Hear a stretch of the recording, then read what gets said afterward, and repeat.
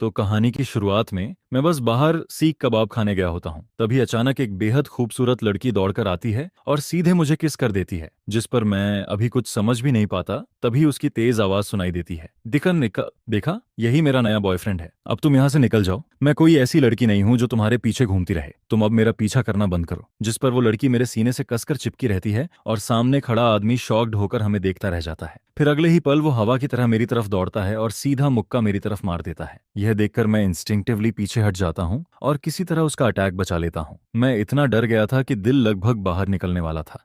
लेकिन इससे पहले कि मैं कुछ बोल पाता, वो खूबसूरत लड़की गुस्से में सौन ज्ञान पर चिल्ला उठती है, तुम्हें शर्म नहीं आती? कितने घटिया इंसान हो तुम। जिस पर सौन ज्ञान दांत भींचते हुए बोलता है,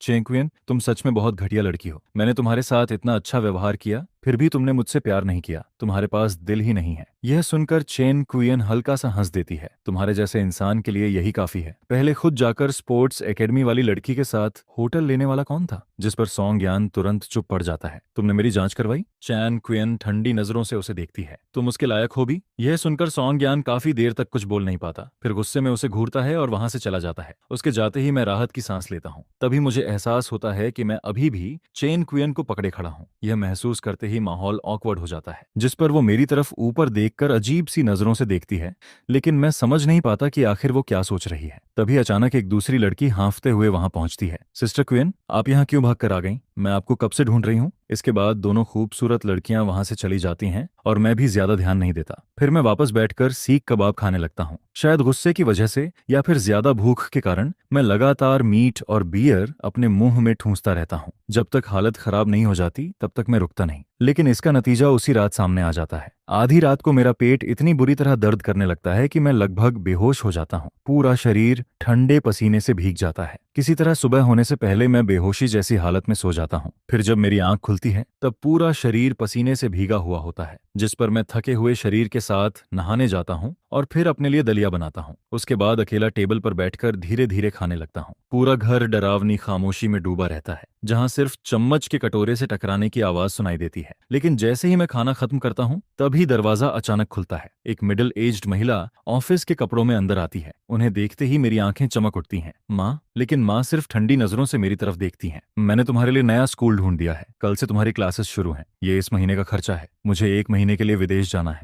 पैसे कम पड़े तो कॉल कर लेना। इतना बोलकर वो सीधे ऊपर चली जाती हैं और अपना सामान पैक करने लगती हैं। थोड़ी देर बाद वो बड़ा सा सूटकेस लेकर नीचे उतरती हैं, लेकिन शुरू से आखिर तक उन्होंने मुझे एक बार भी ढंग से नहीं देखा। जिस पर मैं बस धीरे से बोलता हूँ, माँ, रास्ते में ध्यान रखना। लेकिन जवाब में सिर्फ सन्नाटा मिलता है। टेबल पर रखा एडमिशन लेटर और ठंडी नकदी ही माँ के प्यार की आखिरी निशानी बनकर रह जाती है। उसी समय सिटी यूनिवर्सिटी के रेस ट्रैक पर इंजनों की जोरदार आवाज गूंज रही होती है और वहां रेड हेयर वाली चेन क्वीन अपनी गाड़ी दौड़ा रही होती है। वो मोड़ पर भी स्पीड कम नहीं करती और पलक झपकते ही फिनिश लाइन पार कर जाती है, जिस पर बाकी लोग शॉक्ड रह जाते हैं। सिस्टर क्वीन, आज तो आप पागल हो गई हैं, हम तो आपकी गाड़ी का धुआं तक नहीं पकड़ पाए। फिर कोई बोलता है, कल होंकिया क्लब चलें क्या? सुना है वहां काफी हैंडसम लड़के आएंगे। लेकिन चेन क्वीन बस हल्का सा मुस्कुराती है, गाड़ी स्टार्ट करती है और वहां से निकल जाती है। सिस्टर क्वीन, आखिर आप जा रही हैं या नहीं? हमारा इंतजार तो करो। इसके बाद रात में होंकियाओ बार के बाहर चेन केन और शी लिन नन पहुंचती हैं। अंदर जाते ही लोग सम्मान से उन्हें ग्रीट करते हैं। सिस्टर केन, सिस्टर लिन नन, हमेशा की तरह सेम रूम चाहिए? हाँ, और जोजियान को भी बुला लो। जी, अभी बुलाता हूँ। लेकिन उसी समय दूसरी तरफ मैं एक नई मुसीबत का सामना कर रहा होता हूँ। सितंबर की अगली सुबह ठंडी हवा चल रही होती है। मैं अकेले पैदल नए स्कूल की तरफ जा रहा होता हूँ। यही वो नया स्कूल था जो माँ ने मेरे लिए तय किया था। सुना था कि इस स्कूल का इतिहास काफी पुराना है और इसकी बिल्डिंग्स बेहद शानदार हैं, लेकिन मुझे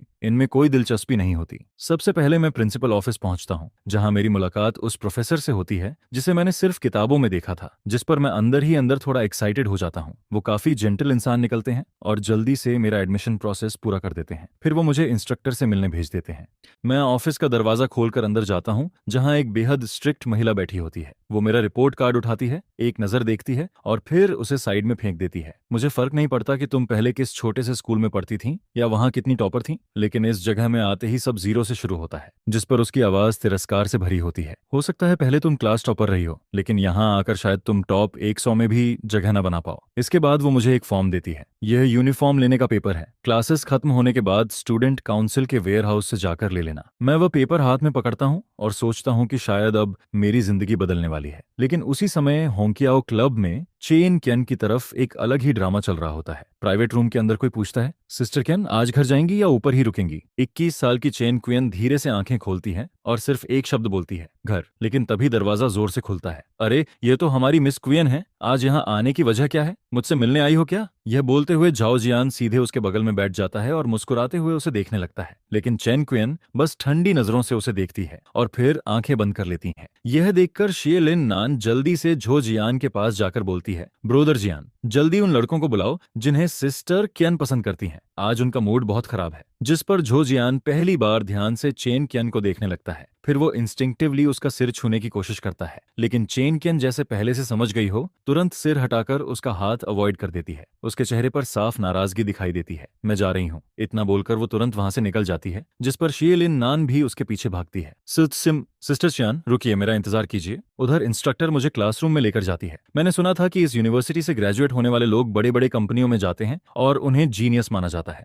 लेकिन सच कहूं तो मुझे इन सब चीजों में जरा भी इंटरेस्ट नहीं होता। मैं बस यही चाहता था कि किसी तरह शांति से अपनी नई जिंदगी शुरू कर सकूं। लेकिन मैंने सपने में भी नहीं सोचा था कि जैसे ही मैं क्लासरूम का दरवाजा खोलकर अंदर जाऊंगा, वहां का माहौल मुझे घुटन से भर देगा। पूरी क्लास में सन्नाटा छाया हुआ था। हर कोई सिर झुकाकर पढ़ाई में लगा रहता है। एक भी इंसान फालतू नहीं बैठा होता। तभी टीचर टेबल पर हाथ मारती है और पूरी क्लास एक साथ सिर उठाकर मेरी तरफ देखने लगती है। दर्जनों आंखें उसी पल मुझ पर टिक जाती हैं, जिस पर टीचर ठुड्डी उठाकर इशारा करती है कि मैं अपना इंट्रोडक्शन दूं। नीचे बैठे इतने लोगों को देखकर मेरा दिल जोर जोर से धड़कने लगता है। हथेलियों में ठंडा पसीना भर जाता है और तभी पुराने दिनों की बलिंग वाली यादें अचानक वापस आने लगती हैं। मेरा चेहरा सफेद पड़ जाता है और मैं कांपती आवाज में बोलता हूँ, हेलो एवरीवन, मुझे बस एन चेन बुला सकते हो। इतना बोलने के बाद मैं नर्वस होकर लोगों के मजाक उड़ाने का इंतजार करने लगता हूँ। लेकिन तभी अचानक जोरदार तालियों की आवाज गूंज उठती है। मैं चौंक कर आवाज की तरफ देखता हूँ। वहां सिल्वर फ्रेम ग्लासेस पहने एक लड़की बैठी होती है। इसके बाद पूरी क्लास भी उसके साथ ताली बजाने लगती है। टीचर चारों तरफ नजर घुमाती है और मुझे एक सीट पर बैठने को कहती है। और हैरानी की बात यह होती है कि मेरी सीट उसी लड़की के पीछे पड़ती है जिसने सबसे पहले ताली बजाई थी। मैं अभी अपनी सीट पर बैठने ही वाला होता हूँ कि तभी क्लासरूम के दरवाजे से एक बेहद आलसी सी आवाज सुनाई देती है, रिपोर्ट। जिस पर पूरी क्लास की नजर तुरंत दरवाजे की तरफ चली जाती है। मैं भी क्यूरियस होकर पीछे देखता हूँ, लेकिन अगले ही पल पूरी तरह स्टंडन रह जाता हूँ। दरवाजे पर वही रेड हेयर वाली लड़की खड़ी होती है जिसे मैं पहले देख चुका था, और जैसे ही उसकी नजर मुझ पर पड़ती है, वो हल्के से मेरी तरफ देखती है। लेकिन सिर्फ एक नजर में ही मुझे उसकी आंखों में साफ नफरत दिखाई देती है। ऐसी नफरत जिसे छुपाने की उसने कोशिश तक नहीं की। मैं मन ही मन सोचने लगता हूँ, आखिर मैंने इसका क्या बिगाड़ा है? टीचर उसके लाल बाल देखकर इतनी जोर से भौहें सिकोड़ती है कि जैसे सिरदर्द होने वाला हो। हंस क्या रही हो? लेकिन जैसे ही टीचर उसका नाम सुनती है, उसका चेहरा तुरंत बदल जाता है। चैन कुयन, आज इतनी देर से क्यों आई हो? जिस पर चैन कुयन बेपरवाही से जवाब देती है, टीचर, क्या आप स्टूडेंट्स की पर्सनल लाइफ भी मैनेज करेंगी? इतना बोलकर वो टीचर का जवाब सुने बिना सीधे अंदर चली जाती है और पीछे वाली सीट पर धड़ाम से बैठ जाती है। टीचर भी ज्यादा कुछ नहीं बोलती और फिर से पढ़ाना शुरू कर देती है। लेकिन उसकी टीचिंग स्पीड इतनी तेज होती है कि मैं पूरी तरह कंफ्यूज हो जाता हूँ। ऊपर से मेरे पास किताब भी नहीं होती, इसलिए मुझे बगल वाली स्टूडेंट की बुक देखकर पढ़ना पड़ता है। यहाँ का स्टडी कंटेंट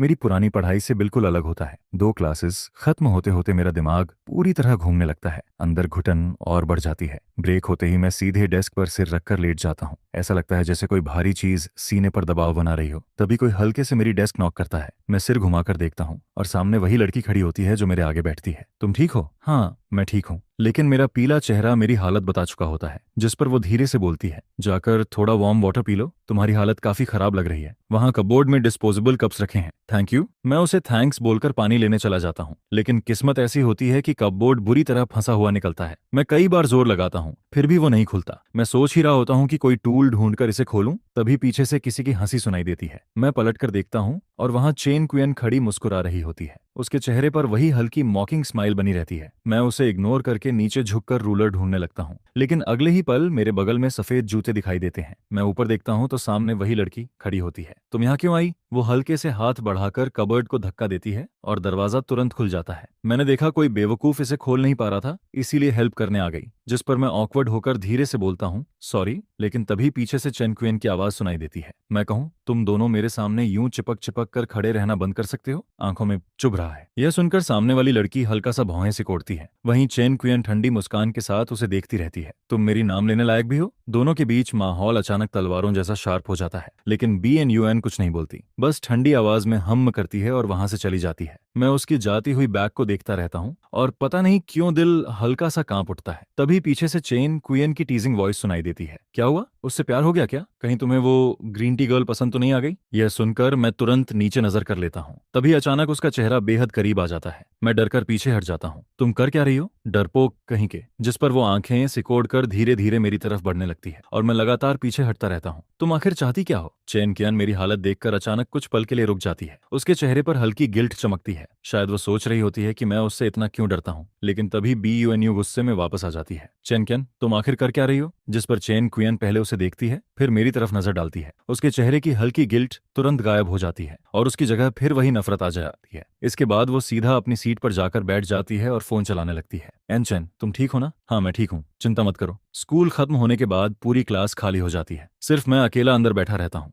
मैं खिड़की के बाहर लगे मैग्नोलिया ट्री को देखता रहता हूँ और दिमाग में एक ही सवाल घूमता रहता है, मैं इतना डर क्यों रहा हूँ? इसके बाद मैं अपना सामान उठाता हूँ और क्लासरूम से बाहर निकल जाता हूँ। शाम का सूरज पूरे आसमान को लाल रंग में रंग चुका होता है। यह देखकर मैं खुद को रोक नहीं पाता और फोन निकालकर फोटो लेने लगता हूँ। लेकिन जैसे ही मैं फोटो क्लिक करके फोन नीचे करता हूँ, तभी अचानक फ्रेम में एक रेड हेयर वाली लड़की दिखाई देती है। वो जैसे मेरी नजर महसूस कर लेती है और मैं घबराहट में गलती से फिर से फोटो क्लिक कर देता हूँ। इससे पहले कि मैं उसे डिलीट करूं, जल्दी से स्क्रीन बंद करके फोन बैग में डाल देता हूँ। लेकिन जब मैं दोबारा वहां देखता हूँ तब वहां कोई नहीं होता। उसका साया तक गायब हो चुका होता है। मैं कंफ्यूज्ड होकर सोचता हूँ, क्या मुझे हेलुसिनेशन हुआ था? तभी पीछे से एक फेमिलियर वॉइस सुनाई देती है। क्या देख रहे हो? मैं झटके से पीछे मुड़ता हूँ और सामने चेन कुयन खड़ी मुस्कुरा रही होती है। क्या हुआ? मुझे ढूंढ रहे थे? फिर वो अचानक शक भरी नजरों से पूछती है, अभी तुमने मेरी फोटो सीक्रेटली ली ना? मैं तुरंत घबरा जाता हूँ। नहीं, मैंने तुम्हारी फोटो नहीं ली, तुम खुद मेरे कैमरा में आ गई थी। लेकिन यह बात मैं सिर्फ मन में ही चिल्ला पाता हूँ। चेन कुयन ठंडी आवाज में बोलती है, फोन दो। जिस पर मेरा दिल धक से रह जाता है।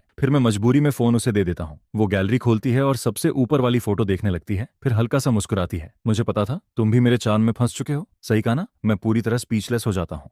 लेकिन तभी वो अगली फोटो स्वाइप करने लगती है। वहां सिर्फ सीनरी की तस्वीरें होती हैं। चेन कुयन तुरंत इंटरेस्ट खो देती है और तेजी से फोटोज स्क्रॉल करने लगती है। लेकिन अचानक एक फोटो देखकर उसका हाथ रुक जाता है। उस फोटो में मेरे शरीर की तस्वीर होती है। हाथ, जांघें, पेट, गाल और कंधे, हर जगह चोटों के नीले निशान, सूजन और खून के दाग दिखाई दे रहे होते हैं। तस्वीर बेहद डरावनी लग रही होती है। चैन कुयन कुछ सेकंड तक चुप होकर उसे देखती रहती है। फिर अचानक मैं झपट कर फोन उसके हाथ से छीन लेता हूँ और पूरी ताकत से वहां से भाग जाता हूँ। मैं ऐसे भाग रहा होता हूँ जैसे पीछे कोई भूत पड़ा हो, जिस पर चेन कियन वहीं खड़ी रह जाती है। उसके दिमाग में सिर्फ वही तस्वीर घूमती रहती है। वो अनजाने में अपने कॉलरबोन के पास बने टैटू को छूती है। इसके बाद चेन कियन दरवाजा खोलकर अंदर जाती है और तभी उसे कमरे के अंदर से जोरदार हंसी की आवाजें सुनाई देती हैं। बेटी वापस आ गई, आओ खाना खा लो। जिस पर चेन कुयन बस ठंडी नजरों से सामने बैठे BUINUY और मैडम चेन को देखती है, जो माँ बेटी के प्यार का ड्रामा कर रहे होते हैं। फिर वो आलस से चलती हुई डाइनिंग टेबल तक आती है, कुर्सी खींचकर बैठ जाती है और पैर क्रॉस करके आराम से पीछे टिक जाती है। इसके बाद वो हल्की मुस्कान के साथ चेन हुई को छेड़ते हुए बोलती है, ओल्ड मैन चेन, आज का खाना तो ठीक लग रहा है, मेरे साथ एक ड्रिंक लोगे क्या? यह सुनते ही चेन हुई भौहें सिकोड़ लेता है। तुम यूनिवर्सिटी स्टूडेंट हो, हर वक्त शराब पीने की बात करती रहती हो, जरा भी तमीज नहीं है क्या?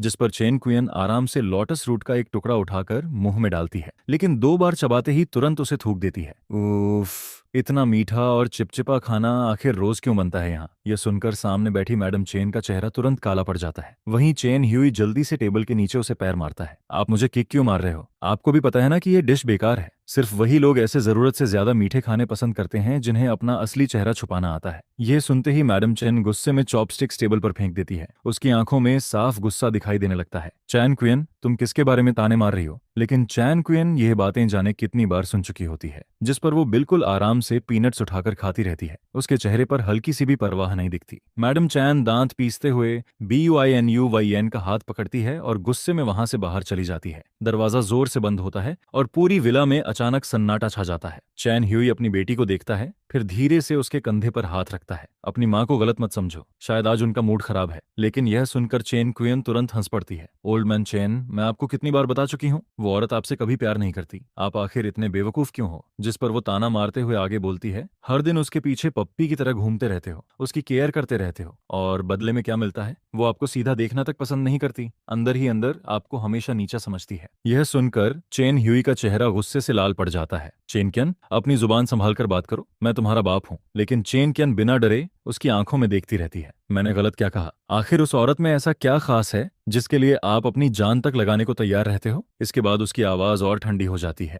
जब वो बाहर किसी दूसरे आदमी के साथ मजे कर रही थी तब आप क्या कर रहे थे? आप बिजनेस डील्स के लिए शराब पीते पीते पेट खराब कर बैठे थे, बिल्कुल किसी आवारा कुत्ते की तरह हालत बना ली थी अपनी। और वो हॉस्पिटल में किसी दूसरे आदमी के बच्चे को जन्म दे रही थी। लेकिन जैसे ही वो अपनी बात खत्म करती है तभी एक जोरदार थप्पड़ की आवाज गूंज उठती है। चेन ह्यूई गुस्से से कांप रहा होता है, उसका हाथ हवा में उठा रहता है, लेकिन आखिर तक वो अपनी बेटी को मार नहीं पाता। जिस पर चेन कियन उसकी तरफ देखकर ठंडी हंसी हंसती है और वहां से मुड़कर चली जाती है। पीछे चेन ह्यूई वहीं खड़ा रह जाता है, सीने पर हाथ रखकर भारी सांसें लेने लगता है। इसके बाद शाम के समय सिटी पार्क में शी लिन नन पेट पकड़कर जमीन पर बैठी जोर जोर से हंस रही होती है। उसकी आंखों से आंसू तक निकल आते हैं। वहीं चेन कियन माथे पर बैंडेज लगाए स्विंग पर बैठी रहती है। चैन कुयन उसे हल्का सा घूरती है, जिस पर शी लिन नन जल्दी से हंसी रोकती है और मजाक उड़ाते हुए बोलती है, सिस्टर क्वीन, सच बताऊं, आपकी हिम्मत आसमान छू रही है। आपने सीधे अपने डैड को जवाब दे दिया। मार नहीं पड़ती तो और क्या होता? लेकिन चैन क्वीन बस हल्का सा कफ करती है और कोई जवाब नहीं देती। यह देखकर शेरलिन नान समझ जाती है कि उसकी बिग सिस्टर इस वक्त सच में अपसेट है, जिस पर वो धीरे से सांस छोड़ती है और पुरानी बातें याद करने लगती है। 1 साल पहले तक चैन क्वीन सिर्फ अपनी खूबसूरत लुक्स और डेंजरस ड्राइविंग स्किल्स की वजह से स्टूडेंट रेसिंग सर्कल में फेमस हुई थी। रेस ट्रैक प्राक पर वो किसी क्वीन की तरह राज करती थी और ट्रैक के बाहर वो बेहद वाइल्ड और केयर फ्री रहती थी। उसके पीछे लड़कों की लाइन लगी रहती थी। लेकिन शेलिन नन अच्छी तरह जानती थी कि स्पीड के अलावा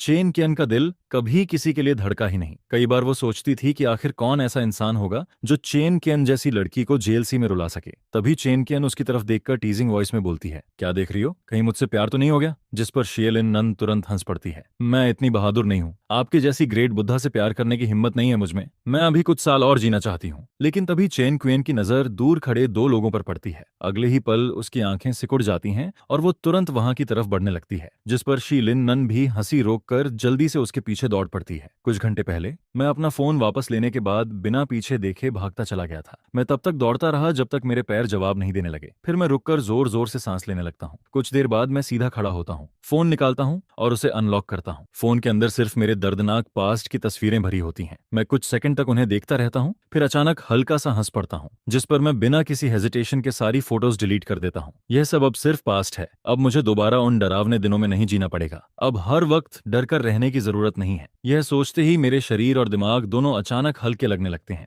जैसे सालों बाद पहली बार चैन मिला हो। लेकिन तभी अचानक पेट में तेज दर्द उठता है। मैं तुरंत पेट पकड़कर वॉशरूम की तरफ भागता हूँ। काफी देर तक उल्टी करने के बाद मैं फार्मेसी से खरीदी हुई दवाइयों का पैकेट लेकर पार्क की बेंच पर बैठ जाता हूँ। मेरा चेहरा पूरी तरह सफेद पड़ चुका होता है। तभी मुझे एहसास होता है कि कोई मेरे सामने खड़ा है। अनचेन, तुम यहाँ क्या कर रहे हो? मैं सिर उठाकर देखता हूँ। सामने BUINUHUYN खड़ी होती है। वो मेरी हालत देखकर तुरंत परेशान हो जाती है। तुम्हें क्या हुआ? तुम्हारा चेहरा इतना खराब क्यों लग रहा है? बस पुरानी बीमारी फिर से शुरू हो गई है। कुछ सीरियस नहीं है, तुम चिंता मत करो। लेकिन BUINUHUN फिर भी वरीड होकर मुझे देखती रहती है। सच में ठीक हो? मैं उसकी खूबसूरत आंखों को देखकर धीरे से सिर हिला देता हूँ। तो चलो, मैं तुम्हें घर छोड़ देती हूँ। इसके बाद वो पीछे मुड़कर बोलती है, मॉम, मैं अपने क्लासमेट को घर छोड़कर आती हूँ। उसकी तबीयत ठीक नहीं है। जिस पर मैडम चेन ठंडी नजरों से मुझे ऊपर से नीचे तक देखती है। उसकी आंखों में साफ नापसंदगी दिखाई देती है, लेकिन फिर भी वो मजबूरी में सिर हिला देती है। मैं BUINUYEN के इस अचानक कंसर्न को देखकर ऑकवर्ड फील करने लगता हूँ। असल में तुम्हें इतनी तकलीफ लेने की जरूरत नहीं है, मैं खुद चला जाऊंगा। लेकिन वो हल्के से मुस्कुराती है। चलो ना, रास्ता सेम ही है। वैसे भी मैं तुमसे थोड़ी बात करना चाहती हूँ। मैं चलते चलते उसके साइड फेस को देखता हूँ और अचानक मेरे दिमाग में किसी पुराने इंसान की याद चमक जाती है।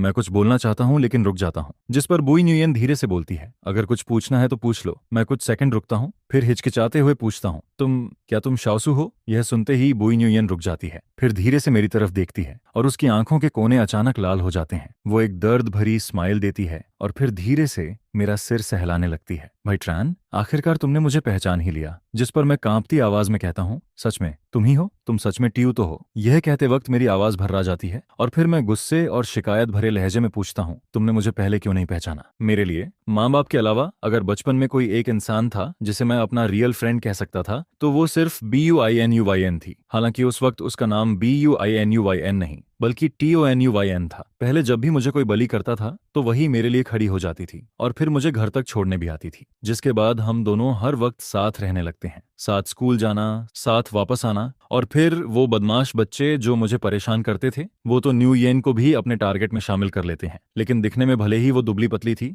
लड़ाई करने में बिल्कुल खतरनाक थी। कई बार उन लड़कों की धुनाई करने के बाद वो लोग हम दोनों से डरने लगते हैं और फिर कभी पास आने की हिम्मत नहीं करते। इसके बाद हम दोनों वादा करते हैं कि एक ही मिडिल स्कूल में एडमिशन लेंगे। लेकिन स्कूल के पहले दिन के बाद मैं उसे फिर कभी नहीं देख पाता। मैं हर जगह उसके बारे में पता करता हूँ, जिसके बाद मुझे लोगों से थोड़ी बहुत जानकारी मिलती है। तब पता चलता है कि तो नुयेन एक ऑर्फन थी। उसके पेरेंट्स तब गुजर गए थे जब वो सिर्फ 14 साल की थी, जिसके बाद उसे ऑर्फनेज में भेज दिया गया था और फिर मिडिल स्कूल के समय किसी ने उसे अडॉप्ट कर लिया। इसी वजह से 5वीं क्लास के बाद से मेरा अपने उस इकलौते दोस्त से कोई कांटेक्ट नहीं रहा। मुझे माफ कर देना भाई ट्रान, उस वक्त मेरे पास कुछ ऐसी मजबूरियां थीं जिन्हें मैं बता नहीं सकती थी। बीनी न्यूयन धीरे से कहती है और फिर शर्मिंदगी में सिर झुका लेती है, जिस पर मैं हल्की स्माइल के साथ कहता हूँ, कोई बात नहीं, मैं समझ सकता हूँ। BUINUYEN की आंखों में हल्की चमक आती है। वो कुछ कहने ही वाली होती है, तभी पीछे से एक ताने भरी आवाज सुनाई देती है, ओहो, BUI फैमिली की यंग मिस यहाँ डेट पर आई है क्या? जिसके बाद वो लड़की मेरी तरफ तिरछी नजरों से देखते हुए कहती है, ये कौन है? तुम्हारा नया बॉयफ्रेंड? बड़ा अजीब सा लग रहा है, चलो यहाँ से। BUINUYN उन्हें पूरी तरह इग्नोर करती है और फिर मुझे इशारे से साथ चलने को कहती है। लेकिन तभी पीछे से फिर आवाज आती है,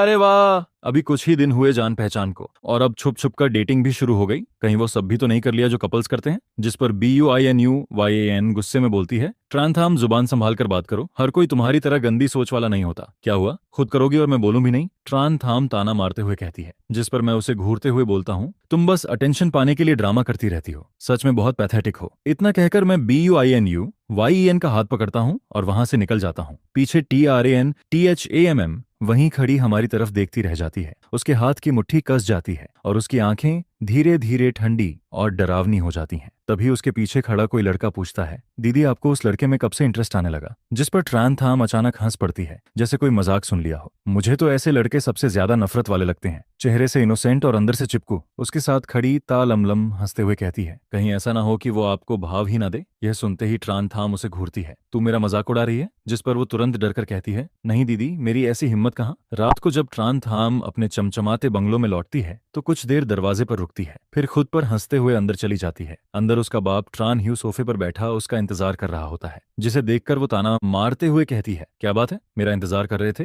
इधर आओ, ट्रान हुई गुस्से में बोलता है। जिस पर ट्रान थाम धीरे धीरे उसके सामने जाकर खड़ी हो जाती है, लेकिन उसे दूरी बनाकर रखती है। अब क्या चाहिए तुम्हें? ट्रान हुई गुस्से में चिल्लाता है, तुम्हें पता भी है तुम क्या हरकतें कर रही हो? जिस पर वो बिना डरे जवाब देती है, हाँ, मैं उसी लड़की को परेशान करती हूँ। तो क्या कर लोगे? यह सुनकर त्रान हुई और भड़क जाता है, नालायक लड़की, तुम्हें शर्म नहीं आती? जिस पर त्रनथाम ठंडी आवाज में बोलती है, जिस लड़की की मां मर चुकी हो और बाप ने कभी उसे सही से पाला ना हो, उससे और उम्मीद भी क्या करोगे? इतना सुनते ही ट्रान हुई उसे जोरदार थप्पड़ मार देता है। उसका चेहरा हल्का सा एक तरफ मुड़ता है और फिर उसकी आंखें पहले से भी ज्यादा ठंडी हो जाती हैं। वो दांत भींचे चुपचाप वहां से चली जाती है। ट्रान हुए का हाथ थप्पड़ मारने के बाद कांपने लगता है। वहीं ट्रान थाम सीधे अपने कमरे में जाती है। बाथरूम में जाकर वो आईने में अपने सूजे हुए गाल को देखती है और फिर उसकी आंखें लाल होने लगती हैं। अगली सुबह मैं भागते हुए स्कूल पहुंचता हूँ। गेट पर रेड फ्लैग कमेटी वाले खड़े होते हैं, जो लेट आने वालों का नाम लिख रहे होते हैं। यह देखकर मैं शर्मिंदगी में चेहरा ढककर सांस छोड़ता हूँ। पहले ही दिन लेट, अब तो इज्जत गई। मैं धीरे धीरे आगे बढ़ता हूँ, तभी पीछे से कुछ लड़कों की हंसी सुनाई देती है। ओ भाई हैंडसम। मैं तुरंत अपने कंधे पर रखा उसका हाथ हटाता हूँ और इरिटेशन में उसे घूरता हूँ। वो ऑकवर्ड होकर सिर खुजलाने लगता है। सॉरी भाई, थोड़ा ज्यादा फ्रेंडली हो गया। मैं तुरंत समझ जाता हूँ कि ये कौन है। वो मुझे देखते हुए पूछता है, पहले कभी नहीं देखा तुम्हें, न्यू ट्रांसफर स्टूडेंट हो क्या तुम भी सिस्टर थाम की क्लास में हो? तभी पीछे से एक भारी आवाज सुनाई देती है, यहाँ क्या भीड़ लगा रखी है? जिसके बाद तान थाम वहां आती है। उसके साथ तालाम लाम भी पीछे पीछे भागती हुई आती है। तालाम लाम उसे देखकर कहती है, दीदी आज तो आप मेकअप भी नहीं लगाई, क्या रात भर सोई नहीं थी? ट्रान थाम उसे घूरती है और फिर बिना जवाब दिए आगे बढ़ जाती है। जब वो मेरे पास से गुजरती है तो उसके कदम एक पल के लिए रुकते हैं। वो मेरी तरफ देखती है, लेकिन अगले ही पल फिर अपना ठंडा चेहरा बनाकर स्कूल गेट की तरफ बढ़ जाती है। गेट पर रेड फ्लैग टीम हमारे रास्ते में हाथ फैलाकर खड़ी हो जाती है। उनमें से एक लड़की अकड़ में बोलती है, लेट आने वालों को अंदर जाने की परमिशन नहीं है। जिस पर ट्रान थाम धीरे से अपनी नजर उठाती है और सीधा उसकी आंखों में देखने लगती है। वो लड़की डर से कांप जाती है। उसके पास खड़ा दूसरा मेंबर तुरंत धीरे से कहता है, अरे पागल है क्या, उसे जाने दे। ट्रान थाम इस स्कूल की सबसे अनअचेबल स्टूडेंट है, पढ़ाई में टॉप, ऊपर से पावरफुल फैमिली, प्रिंसिपल तक उससे डरता है, ज्यादा हीरो बनने की जरूरत नहीं है। यह सुनते ही वो लड़की डर जाती है और तुरंत रास्ता छोड़ देती है, जिस पर ट्रान थाम हल्की सी स्मर्क देती है और फिर अपनी ठंडी नजरें वापस खींच लेती है। वो मुड़कर तलाम लाम को बुलाने ही वाली होती है, लेकिन तभी उसकी नजर सीधे उस लड़की पर पड़ती है जो मेरे पास ऐसे चिपकी खड़ी होती है जैसे कोई पप्पी खाने की चीज मांग रहा हो। ऊपर से उसके हाथ में मेरा मिल्क बॉक्स भी होता है। असल में मैं थोड़ी देर पहले एक कोने में चुपचाप खड़ा था, तभी मुझे ता लम लम के पेट से भूख की आवाज आती सुनाई देती है, जिस पर मैं बिना कुछ सोचे अपना बचा हुआ गर्म मिल्क बॉक्स उसकी तरफ बढ़ा देता हूँ। पीना है तो पी लो। यह सुनते ही वो खुशी खुशी स्ट्रॉ लगाने लगती है, लेकिन तभी अचानक कोई उसका मिल्क बॉक्स झटके से छीन लेता है।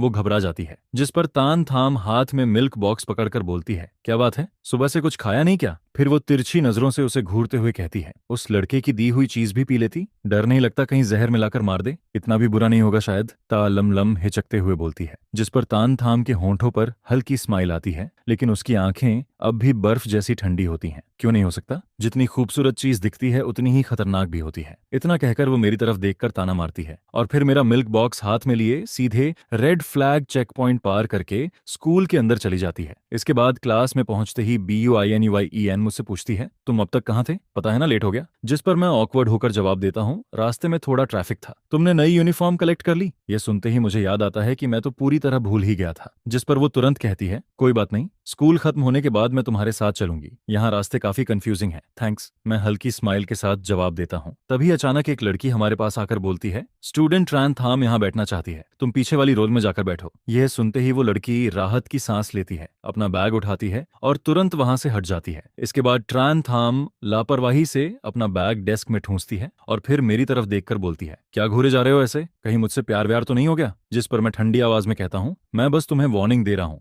BUINUYEN से थोड़ा दूर रहा करो, वो उतनी अच्छी नहीं है जितनी दिखती है, बस करो TRANTHAMM। मैं उसे घूरते हुए बोलता हूँ, मैं किससे बात करूं या ना करूं, उससे तुम्हें क्या प्रॉब्लम है? BUINUYEN भी कुछ बोलने ही वाली होती है, तभी टीचर अचानक डेस्क पर जोर से हाथ मारते हैं। तुम लोग खुद को बहुत बड़ा जीनियस समझते हो क्या? क्लास के बीच में लगातार बातें किए जा रहे हो। जिस पर तुरंत हम हल्की सी इरिटेटिंग स्माइल देकर बोलती है, सॉरी टीचर, आप कंटिन्यू कीजिए। लंच ब्रेक होते ही BUINUHUAN तुरंत मेरे पास आती है, चलो मैं तुम्हें यूनिफॉर्म लेने ले चलती हूँ। जिस पर मैं ओबीडियंट बच्चे की तरह सिर हिलाकर उसके पीछे चल देता हूँ। पीछे TRANTHAMMCHAIR पर पैर चढ़ाकर बैठी होती है। वो चुपचाप हमें देखती रहती है और उसकी उंगलियां लगातार डेस्क पर टैप करती रहती हैं। ऐसा लग रहा होता है जैसे वो मन ही मन कुछ सोच रही हो। यूनिफॉर्म लेने के बाद हम दोनों कैंटीन की तरफ चले जाते हैं।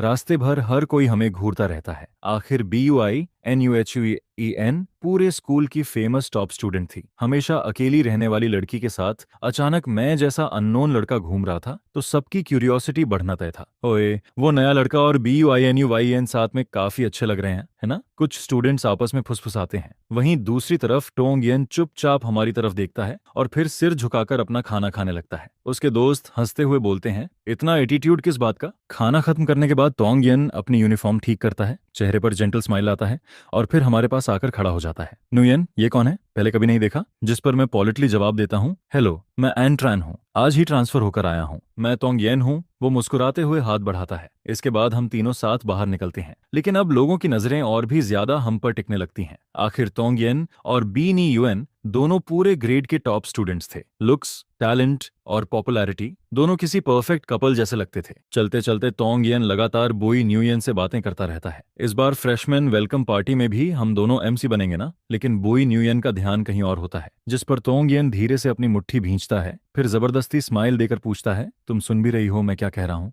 तुमने कुछ कहा? BUINUN कंफ्यूज्ड होकर पूछती है। टोंगयन कुछ बोलने ही वाला होता है, तभी अचानक टोंगऑच गुस्से में मेरे सामने आकर खड़ी हो जाती है। सुबह स्कूल गेट पर तुम सिस्टर थम के साथ चिपक रहे थे और अब यहाँ BUINUN को फंसा रहे हो? आखिर चाहता क्या है तू? जिस पर BUINUHUEN तुरंत ठंडी आवाज में बोलती है, जुबान संभाल कर बात करो। TONGNOC फिर भी नहीं रुकती। अगर यहाँ किसी को तुम्हारी जरूरत नहीं है तो तुम लोग निकल क्यों नहीं जाते? यह सुनते ही BUINUHUEN मेरी तरफ देखती है और आंखों से इशारा करती है। मैं तुरंत उसके पीछे मुड़ता हूँ और फिर हम दोनों वहां से सीधे निकल जाते हैं। नुये, मेरा मतलब वो नहीं था। पीछे से टोंगयन आवाज देता है, लेकिन तभी टोंग नगोक उसका हाथ पकड़ लेती है। भैया, आपने देखा ना वो लड़का कितना बदतमीज है? और BUINO भी अब अजीब लोगों के साथ घूम रही है। लेकिन टोंगयन उसकी बात सुन ही नहीं रहा होता। वो बस दूर जाते हुए BNUN को देखता रहता है। उसके दिल में एक अजीब बेचैनी उठती है। इतने सालों में पहली बार उसने बीनी यूएन को किसी लड़के की तरफदारी करते देखा था। क्या सच में उसे एन ट्रान पसंद आने लगा है? जिस पर मैं अंदर ही अंदर सोचने लगता हूँ, आखिर हर नई जगह पर मैं लोगों की आंखों में कांटा क्यों बन जाता हूँ? इतने साल गुजर गए, लेकिन मैं अब भी वही अनवांटेड इंसान हूँ जिससे हर कोई नफरत करता है। क्या हुआ? तभी BUINUYN मेरी तरफ देखकर पूछती है, फिर से कुछ परेशान कर रहा है क्या? चलो बाहर थोड़ी फ्रेश हवा खाते हैं। मैं चुपचाप सिर हिला देता हूँ, जिसके बाद हम दोनों स्कूल रूफटॉप पर चले जाते हैं। वो रेलिंग के पास खड़ी होकर नीचे देखती है, फिर धीरे से कहती है, देखो, चाहे जिंदगी कितनी भी मुश्किल क्यों ना लगे, अगर ऊपर से देखा जाए ना तो सारी परेशानियां बहुत छोटी लगती हैं। मैं उसकी तरफ मुड़कर देखता हूँ। हवा उसके बालों को हल्के हल्के उड़ाने लगती है और तभी मेरी यादें अचानक बचपन में लौट जाती हैं। वो दिन जब मुझे बली किया जा रहा था और फिर एक लड़की अचानक मेरे सामने आकर खड़ी हो गई थी। वही पहली बार था जब मेरी और BUINUYEN की मुलाकात हुई थी। उस दिन के बाद हम बेस्ट फ्रेंड्स बन गए थे। हम हर बात एक दूसरे से शेयर करते थे। हम रूफटॉप पर काफी देर तक बैठे रहते हैं और फिर क्लास शुरू होने से पहले वापस नीचे लौट आते हैं। लेकिन जैसे ही हम क्लास में एंटर करते हैं, ट्रान थाम अपनी सीट पर बैठी हमें घूर रही होती है। हमें साथ देखकर उसके चेहरे पर एक अजीब सा एक्सप्रेशन आता है। मैं जैसे ही अपनी सीट पर बैठता हूँ, वो अचानक मेरे कान के पास झुककर धीरे से बोलती है, तो डेट करके वापस आ गए? जिस पर मैं इरिटेशन में पीछे हटते हुए कहता हूँ, दूर हटो। वो हल्की हंसी के साथ बोलती है, क्या बात है, मूड खराब लग रहा है? कहीं तुम्हारा और BUNUY का झगड़ा तो नहीं हो गया? यह सुनकर मैं ठंडी हंसी हंस देता हूँ। इससे तुम्हें क्या मतलब? मैं ठंडी आवाज में बोलता हूँ। यह सुनते ही ट्रान थाम का चेहरा थोड़ा बदल जाता है।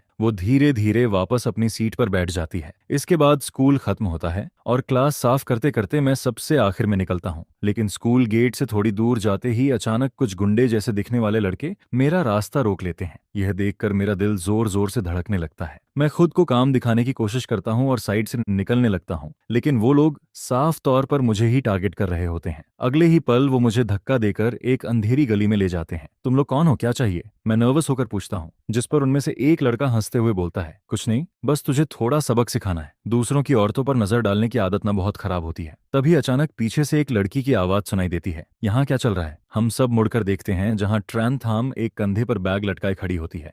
उसकी ब्लैक जैकेट ऊपर तक जिप होती है और उसका आधा चेहरा कॉलर में छिपा होता है। हाँ, काफी समय बाद दिखी मिस ट्रान। उनमें से एक गुंडा हंसते हुए बोलता है, कुछ खास नहीं, बस इस नासमझ बच्चे को रूल से सिखा रहे हैं। मैं चुपचाप उन्हें देखता रहता हूँ। मन में एक सवाल उठता है, कहीं ये सब ट्रान थाम ने तो नहीं करवाया, सिर्फ इसलिए क्योंकि मैंने दिन में उससे बहस की थी? तभी वो गुंडा फिर बोलता है, देखिए मिस ट्रान, हम तो बस पैसे लेकर काम करते हैं, आप इसे इग्नोर कर दीजिए। कभी टाइम मिला तो साथ में ड्रिंक पर चलते हैं। इसके बाद ट्रान थाम मेरी तरफ देखकर कैजुअल आवाज में बोलती है, चिंता मत करो, मेरा और इस लड़के का कोई खास रिलेशन नहीं है, ना दोस्ती ना दुश्मनी। मैं बेवजह क्यों बीच में पड़ूं? तुम लोग कंटिन्यू करो। यह सुनते ही मेरा दिल बैठ जाता है। अंदर एक अजीब सी कसक उठती है। अब क्या होगा? तभी वो अचानक मेरी तरफ देखकर हंसती है, तुम्हारा चेहरा देखकर लग रहा है आज तो तुम सच में गए काम से। मैं मजबूरी में उसकी तरफ देखता हूँ, तुम मेरी मदद नहीं करोगी? जिस पर वो धीरे धीरे मुस्कुराती है। अंधेरी गली में उसकी आंखें चमकने लगती हैं। मदद तो कर सकती हूँ, लेकिन पहले तुम्हें मेरी एक कंडीशन माननी पड़ेगी। मैं बिना सोचे तुरंत बोल देता हूँ, ठीक है, मैं मानता हूँ। यह सुनते ही ट्रान थाम गली से बाहर निकलती है, लेकिन अगले ही पल उसके कदम रुक जाते हैं। उसके होंठों पर हल्की स्माइल आती है।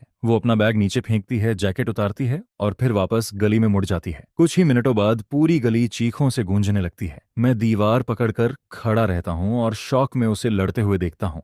उसकी मूवमेंट्स इतनी तेज, सटीक और रूथलेस होती हैं कि मैं दंग रह जाता हूँ। वो हर पंच और हर किक बिना रुके मारती चली जाती है। तभी अचानक एक ब्लंड बालों वाला लड़का पॉकेट से डैगर निकालता है और सीधे ट्रान थाम की तरफ झपटता है। यह देखकर मैं तुरंत अपना स्कूल बैग उठाकर उसकी तरफ फेंक देता हूँ। बैग जाकर उसके हाथ से टकराता है और डैगर सिर्फ ट्रान थाम की जैकेट को हल्का सा काट कर निकल जाता है। पागल हो गए हो क्या? जेल जाना है? ट्रान थाम गुस्से में चिल्लाती है। फिर वो मेरी तरफ मुड़कर देखती है। उसकी नजरें इतनी शार्प होती हैं कि मेरा पूरा शरीर इंस्टिंक्टिवली टेंस हो जाता है। वो धीरे धीरे मेरे सामने आती है और पहली बार उसकी आवाज में सॉफ्टनेस सुनाई देती है। तुम ठीक हो ना? कहीं चोट तो नहीं लगी? मैं उसकी बांह पकड़कर उसकी फटी हुई यूनिफॉर्म को देखता हूँ। लड़ाई की वजह से उसके चेहरे पर पसीने की बूंदें चमक रही होती हैं। मैं ठीक हूँ, वो हल्की हंसी के साथ कहती है। देख नहीं रहे, अभी भी परफेक्टली अलाइव हूँ। इसके बाद मैं हम दोनों के बैग्स उठाता हूँ और फिर उसका हाथ पकड़कर वहां से भागने लगता हूँ। हम दोनों उस तंग गली से निकलकर सड़क पर आ जाते हैं। कुछ देर तक हम दोनों चुपचाप साथ चलते रहते हैं। तभी वो अचानक बोलती है, वैसे तुम अपना वादा भूल तो नहीं गए ना? मैं गहरी सांस लेकर पूछता हूँ, बोलो क्या करना होगा? जिस पर वो कंधे उचकाती है, अभी नहीं सोचा, बाद में बताऊंगी, लेकिन अब तुम मुझ पर एक एहसान जरूर रोवे करते हो। इतने में अचानक उसके पेट से जोर की आवाज आती है। अगले ही पल उसका पूरा चेहरा लाल हो जाता है। वो शर्म छुपाने के लिए गुस्से में मुझे घूरती है। क्या घूर रहे हो? कभी किसी को भूखा नहीं देखा क्या? लड़ाई में एनर्जी लगती है। मैं हंसी रोकते हुए कहता हूँ, चलो खाना खाते हैं। लेकिन कई रेस्टोरेंट्स देखने के बाद भी उसे कोई जगह पसंद नहीं आती। तभी वो अचानक पूछती है, तुम कहाँ के हो? जियांगनान साइड, मैं जवाब देता हूँ, जिस पर उसकी आंखें चमक उठती हैं। सच में? तो फिर तुम मेरे लिए जियांगनान स्टाइल खाना बनाओ। मैंने कभी ऑथेंटिक टेस्ट नहीं खाया। मैं कुछ देर सोचता हूँ, फिर सिर हिला देता हूँ। ठीक है, पहले सुपरमार्केट चलते हैं। इसके बाद वो एक्साइटमेंट में शॉपिंग शुरू कर देती है। ये फिश अच्छी लग रही है। वो मीट भी लेना और वेजिटेबल्स भी, सब थोड़ा थोड़ा लेते हैं। जब तक शॉपिंग खत्म होती है मेरे दोनों हाथ बड़े बड़े बैग से भर चुके होते हैं। हम दोनों मेरे घर पहुंचते हैं। मैं सीधे किचन में जाकर खाना बनाना शुरू कर देता हूँ, जबकि ट्रांथाम ऐसे सोफा पर फैलकर टीवी देखने लगती है जैसे वही घर की मालिक हो। कुछ देर बाद मैं आवाज लगाता हूँ, खाना तैयार है। वो तुरंत सोफा से उठती है और टेबल पर आकर बैठ जाती है। मैं कैजुअली पूछता हूँ, कुछ पीना है? जूस या बियर? नहीं चाहिए, वो मुंह बनाकर बोलती है। इसके बाद वो चिकन विंग का एक पीस खाती है और तुरंत भौहें सिकोड़ लेती है। इतना मीठा क्यों है ये? मैं हेल्पलेस होकर बोलता हूँ। जियांगनान साइड का टेस्ट थोड़ा स्वीट होता है। फिर वो वेजिटेबल्स टेस्ट करती है। ये इतना ब्लैंड क्यों है? मुझे स्पाइसी खाना पसंद है। जिस पर मैं दूसरी डिश उसकी तरफ बढ़ाता हूँ। ये ट्राई करो, इसमें फ्लेवर ज्यादा है। वो धीरे धीरे एक बाइट लेती है, फिर बड़बड़ाती है, ठीक ही है। लेकिन आधे घंटे बाद जब मैं टेबल देखता हूँ तो सारे प्लेट्स पूरी तरह खाली पड़े होते हैं। मुंह से तो बोल रही थी बस ठीक है, मैं मन ही मन सोचता हूँ। इसके बाद मैं किचन साफ करता हूँ, लेकिन वापस आकर देखता हूँ कि ट्रांथाम सोफा पर गोल होकर सो चुकी होती है। वो बिल्कुल छोटी बिल्ली की तरह सिकुड़ कर सो रही होती है। उसे देखकर मुझे दिन की लड़ाई याद आने लगती है। कैसे वो मेरी वजह से उन गुंडों से भिड़ गई थी। असल में ये लड़की उतनी बुरी नहीं है, मैं मन ही मन सोचता हूँ। तभी अचानक उसकी आंखें खुल जाती हैं। क्या घूर रहे हो? मैं डरकर पीछे हट जाता हूँ। वो उठकर बैठती है और मुझे घूरते हुए बोलती है, मुझे पता है मैं खूबसूरत हूँ, लेकिन तुम थोड़ा ज्यादा ऑब्वियस नहीं हो रहे? मैं उसे घूरता हूँ और सामने वाली चेयर पर बैठ जाता हूँ। अगर नींद खुल गई हो तो अब घर जाओ। तभी अचानक उसका फोन बजने लगता है। वो कॉल उठाती है और स्पीकर से तेज आवाज आती है, सिस्टर थाम, जल्दी पुरानी जगह आओ। वो तो फैमिली वाला लड़का फिर चैलेंज दे रहा है। कह रहा है पिछली बार आपने उसे बुरी तरह हराया था, इस बार रिवेंज लेगा। आ रही हो ना? तान थाम पहले मना करने वाली होती है, लेकिन तभी उसकी नजर मुझ पर पड़ती है। अगले ही पल वो कैजुअली बोलती है, ठीक है, उसे बोलो मैं आ रही हूँ। कॉल कट करने के बाद वो जैकेट पहनती है और मेरी तरफ देखकर बोलती है, चलो तुम्हें एक इंटरेस्टिंग जगह दिखाती हूँ। मैं इरिटेशन में बोलता हूँ, तुम सच में मुसीबत हो। जिस पर वो हंसते हुए मेरा हाथ पकड़ लेती है, बस एक बार चलो ना। इसके बाद हम टैक्सी में बैठते हैं। टैक्सी काफी देर तक चलती रहती है और आखिर में एक खाली मैदान के पास रुकती है। जैसे ही हम उतरते हैं तो लमलम भागते हुए हमारे पास आती है। मुझे देखते ही उसकी आंखें चमक उठती हैं। ओहो, हैंडसम भी आ गया। फिर वो मजाक उड़ाते हुए तान थाम से कहती है, देखा, इंसान तक साथ ले आई हो और फिर भी बोलती हो पसंद नहीं है। फेन पहले ही लाटरुंग में जाकर सब देख चुका होता है। जिस पर कोई कहता है, सही कहा चीथाम, वो ब्रैड तो तिन यहाँ आ चुका है और अपने साथ काफी लोगों को भी लाया है जो बाहर एंट्रेंस पर पहले से खड़े हैं। जिस पर तो तिन आगे बढ़ता है और कहता है, त्रांथाम, मुझे तो लगा था तू डरपोक है और सामने आने की हिम्मत नहीं करेगा, लेकिन लगता है पुलिस स्टेशन का खाना इतना भी बुरा नहीं था, तभी तो इतनी जल्दी बाहर आकर उछल रहा है। जिसके जवाब में त्रांथाम ठंडी नजरों से उसे देखते हुए कहता है, अगर पिछली बार तू डर्टी ट्रिक ना खेलता तो क्या मैं अंदर जाता? और अगर मैं सच में तेरे साथ गंदा खेल खेलता तो तुझे लगता है तू सही सलामत बाहर निकल पाता? ये सुनकर तोतिन का चेहरा सफेद पड़ जाता है और उसका एक्सप्रेशन और भी अगली हो जाता है। फिर वो गुस्से में कहता है, 1 महीने से नहीं मिले हैं, क्या अब भी मुझसे लड़ने की हिम्मत है? जिस पर ट्रांथाम ऐसे हंसता है जैसे कोई बहुत बड़ा जोक सुन लिया हो। फिर वो होंठों पर हल्की स्माइल लाकर कहता है, लगता है पुलिस स्टेशन में तेरा टाइम पूरा नहीं हुआ। इस बार सीधे हॉस्पिटल के ऑर्थोपेडिक डिपार्टमेंट में VIP रूम बुक करवाना चाहता है क्या? यह सुनकर तो तिन्ह दांत पीसते हुए कहता है, ट्रांथाम, ज्यादा आरोगेंट मत बन, अभी पता चल जाएगा यहाँ असली किंग कौन है। तभी उसकी नजर मेरे ऊपर पड़ती है, जो ट्रांथाम के बगल में खड़ा होता है। उसकी आंखें मुझ पर टिक जाती हैं और वो अनजाने में अपना गला निगलता है। यह देखकर ट्रांथाम डिस्गास्ट से भौहें सिकोड़ता है और मेरे सामने आकर खड़ा हो जाता है। क्या घुर्रा रहा है? अपनी कुत्ते जैसी आंखें कंट्रोल में रख। जिस पर तो तिन रिलैक्सटेंटली अपनी नजरें हटाता है और कहता है, कैसा रहेगा अगर हम रेस करें? अगर तू हार गया तो तेरे पीछे खड़ी इस लिटिल ब्यूटी को मुझे दे देगा, और अगर मैं हार गया तो अपनी लेटेस्ट स्पोर्ट्स कार तुझे दे दूंगा। नुकसान तो तेरा नहीं है, सही कहा ना? जिस पर ट्रांथाम बिना डरे जवाब देता है, ठीक है, लेकिन मेरी भी एक कंडीशन है। अगर तू हार गया तो अपनी इस कबाड़ कार को लेकर रेसिंग वर्ल्ड से हमेशा के लिए गायब हो जाएगा। फिर कभी मेरी नजरों के सामने मत आना, तुझे देखकर मुझे इरिटेशन होती है। यह सुनकर तो तिन्हा हंसते हुए कहता है, डील, लेकिन बाद में पछताना मत। तभी मैं गुस्से में ट्रांथाम की तरफ देखता हूँ और कहता हूँ, तुम्हारा मतलब क्या है? मेरी परमिशन के बिना मेरे लिए फैसला कैसे कर सकते हो? अगर हम हार गए तो क्या तुम सच में मुझे उस परवर्ट के साथ भेज दोगे? जिस पर ट्रांथाम मेरी तरफ देखकर शांत आवाज में कहता है, रिलैक्स, हम दोनों कभी नहीं हारेंगे। मैं कंफ्यूज्ड होकर कहता हूँ, हम दोनों? मुझे तो कार चलानी भी नहीं आती। लेकिन ट्रांथाम बस मुस्कुराता है, फिर मेरी तरफ हाथ हिलाकर चेंजिंग रूम की तरफ चला जाता है। मैं उसके पीछे चिल्लाता हूँ, मैं मजाक नहीं कर रहा, मत जाओ। जिस पर वो पीछे मुड़कर कॉन्फिडेंट स्माइल देता है और कहता है, मैं स्टूडेंट रेसिंग वर्ल्ड का टॉप रेसर हूँ, मुझ पर ट्रस्ट करो। फिर मैं हेलमेट के अंदर से उसकी आंखों में देखता हूँ। उसकी गोल हिरणी जैसी आंखें उम्मीद से भरी होती हैं। जिसे देखकर मेरा दिल अचानक नरम पड़ जाता है। फिर मैं सीट बेल्ट बांध लेता हूँ। यह देखकर ट्रान थाम खुश होकर कहता है, मुझे पता था भाई, ट्रान सबसे बेस्ट है। इसके बाद कार धीरे धीरे स्टार्ट होती है। इंजन की तेज आवाज मेरे कानों में गूंजती है, जिस पर मैं इंस्टिंक्टिवली सीट को कसकर पकड़ लेता हूँ। फिर ट्रान थाम ड्राइव करते हुए पूछता है, जानते हो कॉलेज टाइम में मैंने रेसिंग क्यों शुरू की थी? क्योंकि इस ट्रैक पर फुल स्पीड में दौड़ते हुए ऐसा लगता है जैसे सारी परेशानियां पीछे छूट जाती हैं, सारी सैडनेस हवा में उड़ जाती है, और मैं चाहता हूं कि तुम भी वही फील करो। इतना कहते ही कार तीर की तरह आगे निकल जाती है। स्ट्रॉन्ग फोर्स मुझे सीट से चिपका देती है। दोनों तरफ के सीन्स पागलों की तरह पीछे भागते नजर आते हैं, और अचानक मुझे लगता है जैसे दुनिया की सारी इंसल्ट्स, बूलिंग और गालियां गायब हो गई हों। इस वक्त मुझे सिर्फ हवा और अपनी हार्ट बीट सुनाई देती है। ट्रैक पर दोनों कार्स एक दूसरे के बेहद करीब दौड़ रही होती हैं, जिस पर मैं ट्रान थाम के सीरियस साइड प्रोफाइल को देखता हूं और मेरा दिल तेजी से धड़कने लगता है। रेस अब सिर्फ आखिरी आधे लैप पर पहुंच चुकी होती है, तो तिन की कार लगातार पीछे से हमारा पीछा कर रही होती है। तभी अचानक इंजन की जोरदार रोअर सुनाई देती है, जिस पर तान थाम एक्सेलरेटर पूरी ताकत से दबा देता है, और फिर हमारी कार सबसे पहले फिनिश लाइन क्रॉस कर जाती है। इसके बाद मैं और ट्रान थाम हेलमेट उतारकर कार से नीचे उतरते हैं, तो तिन गुस्से में खून थूकते हुए बाहर आता है, जिस पर ट्रान थाम कोल्ड टोन में कहता है, तेरी कार मुझे नहीं चाहिए, इसकी परफॉर्मेंस बहुत बेकार है, मेरे लायक नहीं। लेकिन अपना प्रॉमिस याद रखना, अपना ये कबाड़ उठाकर रेसिंग वर्ल्ड से दफा हो जा, आगे से मेरी नजरों के सामने मत दिखना। यह सुनकर तोतिन गुस्से में कहता है, ठीक है त्रंथम, तू बहुत लकी है, बस दुआ कर हमेशा इतना एरोगेंट रह पाए। जिस दिन नीचे गिरेगा ना, उस दिन बहुत बुरा हाल होगा। इसके बाद त्रंथम मेरी तरफ देखकर कहता है, चलो यहाँ से, यहाँ की हवा भी खराब लग रही है। फिर मैं उसके पीछे पीछे ट्रैक से बाहर निकलता हूँ। रास्ते में वो हंसते हुए पूछता है, तो अभी की रेसिंग कैसी लगी? डर के मारे उल्टी तो नहीं आने लगी? जिस पर मैं धीरे से जवाब देता हूँ, बुरा नहीं था, सच में इतनी तेज स्पीड में दौड़ते हुए सारी दुख भरी बातें भूल जाती हैं। फिर मैं उसकी तरफ देखकर पूछता हूँ, लेकिन ट्रान थाम, तुम आखिर किस बात से इतने दुखी हो? ऐसी कौन सी चीज है जिसे भूलने के लिए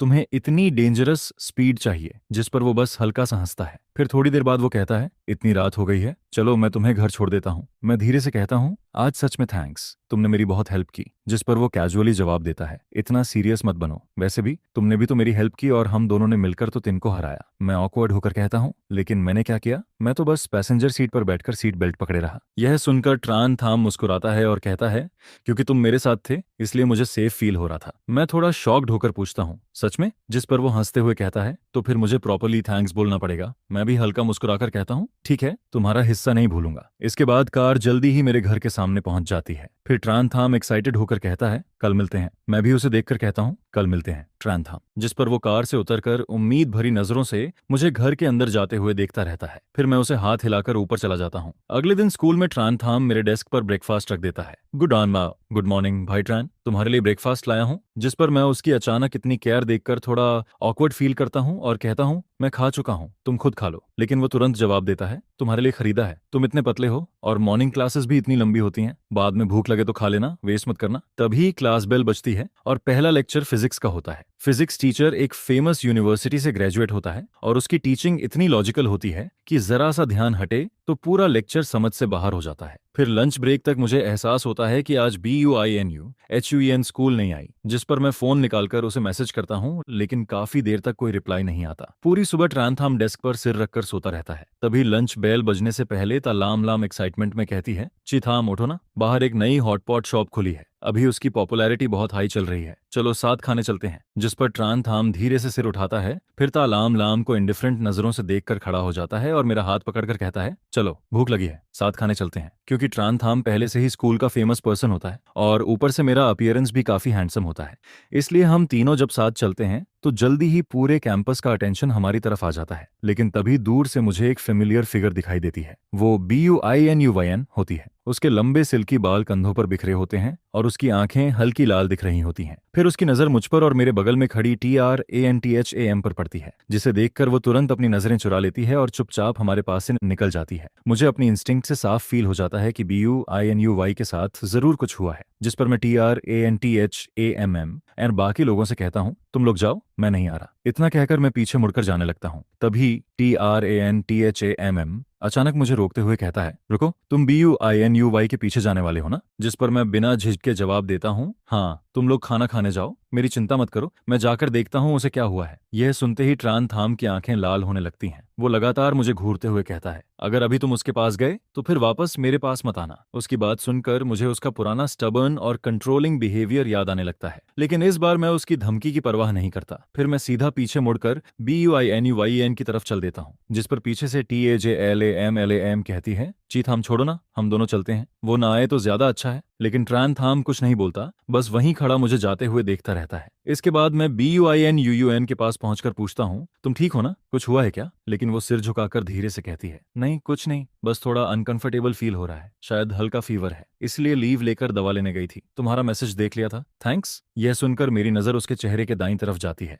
वहां हल्की सूजन होती है और साफ लाल स्लैप मार्क दिखाई दे रहा होता है, जिस पर मैं धीरे से कहता हूँ, तुम ठीक हो, यही काफी है। चलो, लंच का टाइम हो गया है, मैं तुम्हें खाना खिलाता हूँ। क्या खाना है? इसके बाद मैं ट्रे उसके सामने रख देता हूँ। BUINUHUAN सिर झुकाकर चुपचाप खाना खाने लगती है। थोड़ी देर बाद मैं धीरे से पूछता हूँ, BUITHUAN के प्रपोजल के बारे में तुमने क्या सोचा? मेरी बात सुनकर भी वो सिर नहीं उठाती, लेकिन मैं नोटिस करता हूँ कि वो इंस्टिंक्टिवली चॉपस्टिक्स को और कसकर पकड़ लेती है। तभी पीछे से एक मॉकिंग वॉइस सुनाई देती है। लगता है पिछली बार की लेसन अभी काफी नहीं थी, जिस पर मैं तुरंत पीछे मुड़ता हूँ। सामने तोंगयेन खड़ा होता है। बुइन्युएन घबराकर कहती है, तुम तोंगयेन, तुमने भाई त्रान के साथ क्या किया? जिस पर वो हंसते हुए कहता है, कुछ खास नहीं, बस उसे उसकी औकात याद दिलाई है, ताकि उसे पता चले वो आखिर है क्या। फिर वो स्मग फेस बनाकर आगे कहता है, इस वीकेंड हमारे घर चैरिटी बॉल है, याद से आना। मैं चाहता हूँ कि तुम मेरी सबसे खूबसूरत डांस पार्टनर बनो। इसके बाद वो मेरी तरफ देखकर हंसता है और कहता है, और तुम भी आ सकते हो गांव वाले। आखिर कभी ना कभी तो तुम्हें पता चलना चाहिए कि असली अपर क्लास लाइफ कैसी होती है, और तुम्हारे जैसे लो स्टेटस लोगों और हमारे बीच कितना फर्क है। यह सुनकर BUINUHUAN जल्दी से मेरी तरफ मुड़ती है और कहती है, भाई TRAN, इसकी बकवास मत सुनो, ये हमेशा ऐसे ही बेहुदा बातें करता है। जिस पर मैं धीरे से पूछता हूँ, क्या ये तुम्हें थ्रेटन कर रहा है? वो तुरंत सिर हिलाकर कहती है, नहीं, ऐसा कुछ नहीं है। लेकिन तभी मैं उसकी आंखों में डर साफ देख लेता हूँ। फिर मैं बिना हिचकिचाए कहता हूँ, इस वीकेंड मैं तुम्हारे साथ चलूंगा। यह सुनकर BUINUHUAN घबरा जाती है और कहती है, भाई TRAN, मैं तुम्हें इन कॉम्प्लिकेटेड चीजों में नहीं घसीटना चाहती, तुम्हें नुकसान हो सकता है। जिस पर हल्की स्माइल के साथ कहता हूँ, रिलैक्स, कुछ नहीं होगा, मैं तुम्हें अकेले उन भेड़ियों के बीच नहीं छोड़ सकता। मेरी बात सुनते ही वो धीरे से सिर उठाती है। उसके चेहरे पर जो डर और सैडनेस होती है, उसकी जगह अब हल्की सेटिस्फाइड स्माइल आ जाती है। लंच ब्रेक खत्म होने के बाद भी ट्रान थाम की सीट खाली पड़ी रहती है। मैं उसे कई बार कॉल करता हूँ, लेकिन उसका फोन कनेक्ट ही नहीं होता। आखिरकार मैं फोन साइड में रख देता हूँ, क्योंकि मुझे पता होता है कि इस वक्त और भी जरूरी काम है। फिर सैटरडे नाइट आते ही मैं तय समय पर प्राइवेट क्लब के आउटडोर डांस हॉल में पहुंच जाता हूँ। जिस चैरिटी गाला की बात तोंगयेन ने की थी, वो दरअसल NCT के नए राइजिंग टेक्नोलॉजी ग्रुप की तरफ से ऑर्गेनाइज किया गया बिजनेस पार्टी होती है। मेन हॉल के बीचों बीच ट्रान फैमिली का कपल लग्जरी आउटफिट में खड़ा होता है। पिछले कई सालों से वो चैरिटी एक्टिविटीज में काफी एक्टिव रहे होते हैं। तभी मेरी नजर तोंगयेन और तोंग नाक पर पड़ती है। दोनों एक्सपेंसिव सूट पहनकर फेक क्लासी एटीट्यूड दिखा रहे होते हैं। हाथ में वाइन ग्लास लिए लगातार रिच गर्ल्स के साथ चीयर्स कर रहे होते हैं। फिर मैं हॉल में कैजुअली घूम रहा होता हूँ कि अचानक मुझे एक बहुत फेमिलियर फिगर दिखाई देती है। वो ट्रान थाम होता है, लेकिन इस वक्त वो लग्जरी सूट में नहीं, बल्कि कैजुअल स्पोर्ट्स वियर पहनकर सोफा पर आराम से बैठा होता है। हाथ में स्नैक्स लिए एक एक करके खाते हुए बेहद लेजी अंदाज में लोगों को देख रहा होता है। मैं शॉक्ड होकर कहता हूँ, ट्रान थाम, तुम यहाँ क्या कर रहे हो? जिस पर वो मेरी तरफ देखकर सार्कास्टिक स्माइल देता है और कहता है, ये सवाल तो मुझे तुमसे पूछना चाहिए। तुम BUINUYEN की वजह से चोरी छिपे यहाँ घुसे हो ना? काफी क्लिंजी हो तुम। फिर वो टीजिंग टोन में कहता है, भाई ट्रान, ऐसे प्लेसेस तक भी उसके पीछे पीछे आ गए? उससे इतना दूर नहीं रह जाता क्या? लेकिन मैं उसकी सार्काज इग्नोर करके पूछता हूँ, मैंने तुम्हें इतने मैसेज किए, रिप्लाई क्यों नहीं किया? मैं सच में तुम्हारे लिए वरीड था। जिस पर वो एरोगेंट फेस बनाकर कहता है, मैं तुम्हें रिप्लाई क्यों दूं? मेरा मन नहीं था, इसलिए नहीं किया। मैं कंफ्यूज्ड होकर कहता हूँ, क्या हम दोस्त नहीं हैं? यह सुनकर वो हंस पड़ता है और कहता है, दोस्त? कैसा दोस्त? नॉर्मल फ्रेंड या बॉयफ्रेंड गर्लफ्रेंड वाला फ्रेंड? मैं जवाब देने ही वाला होता हूँ कि तभी BUINUYEN हमारे पास आ जाती है। वो मुझे देखकर कहती है, भाई ट्रान, तुम यहाँ हो, मैं तुम्हें कब से ढूंढ रही थी। जिस पर ट्रान थाम सरकास्टिक टोन में कहता है, वाह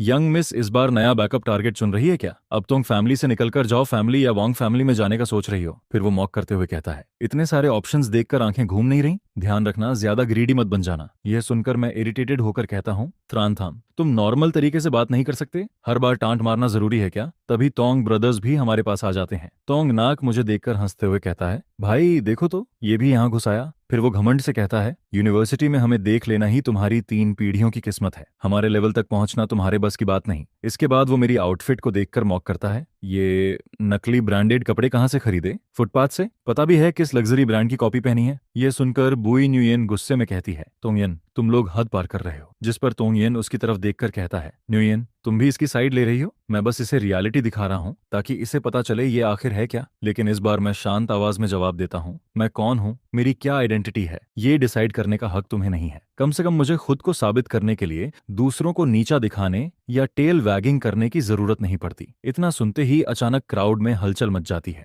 जल्दी देखो, वो एन ग्रुप की प्रेसिडेंट है। क्या मतलब रूमर्स सच थे? इतनी बड़ी कंपनी की सीईओ एक औरत है? जिस पर टोंग ब्रदर्स की आंखें फैल जाती हैं। फिर दोनों जल्दी से भीड़ में घुसने लगते हैं, लेकिन बीनी यूएन कंफ्यूजन भरी नजरों से मेरी तरफ देखने लगती है। तभी क्राउड धीरे धीरे हमारी तरफ आने लगता है और फिर अचानक भीड़ में से एक मिडिल एज्ड वुमन बाहर निकलती है। वो धीरे धीरे चलते हुए सीधे मेरे सामने आकर रुकती है, फिर कोल्ड एक्सप्रेशन के साथ कहती है, तो ये हैं वो क्लासमेट्स जिनसे तुमने नए स्कूल में दोस्ती की है? लगता है नई जगह पर तुम्हारी जिंदगी काफी कलरफुल चल रही है। इतना कहकर वो तुरंत पीछे मुड़कर चली जाती है और उसके जाते ही ट्रांथाम बुइनुयेन, तोंग येन, तोंग नाक और वहां मौजूद सारे अपर क्लास लोग शौक में मुझे देखने लगते हैं। अब वहां मौजूद सभी लोग अलग अलग सोच के साथ मुझे घूरने लगते हैं, जिसे देखकर मैं मन ही मन सोचने लगता हूँ, तोंगयेन क्या तुम सच में इतने बेवकूफ हो? अगर मैं सच में कोई बिना बैकग्राउंड वाला मामूली इंसान होता तो आखिर कैसे सीधे इतने कम्पिटिटिव स्कूल थुंगचाओ फर्स्ट हाई स्कूल में ट्रांसफर हो जाता? मेरे पेरेंट्स शुरू से ही एन सिटी के बिजनेस वर्ल्ड के सबसे फेमस और रिस्पेक्टेड लोगों में से होते हैं। मेरी जिंदगी के पहले 4 साल बहुत प्यार और केयर में गुजरते हैं,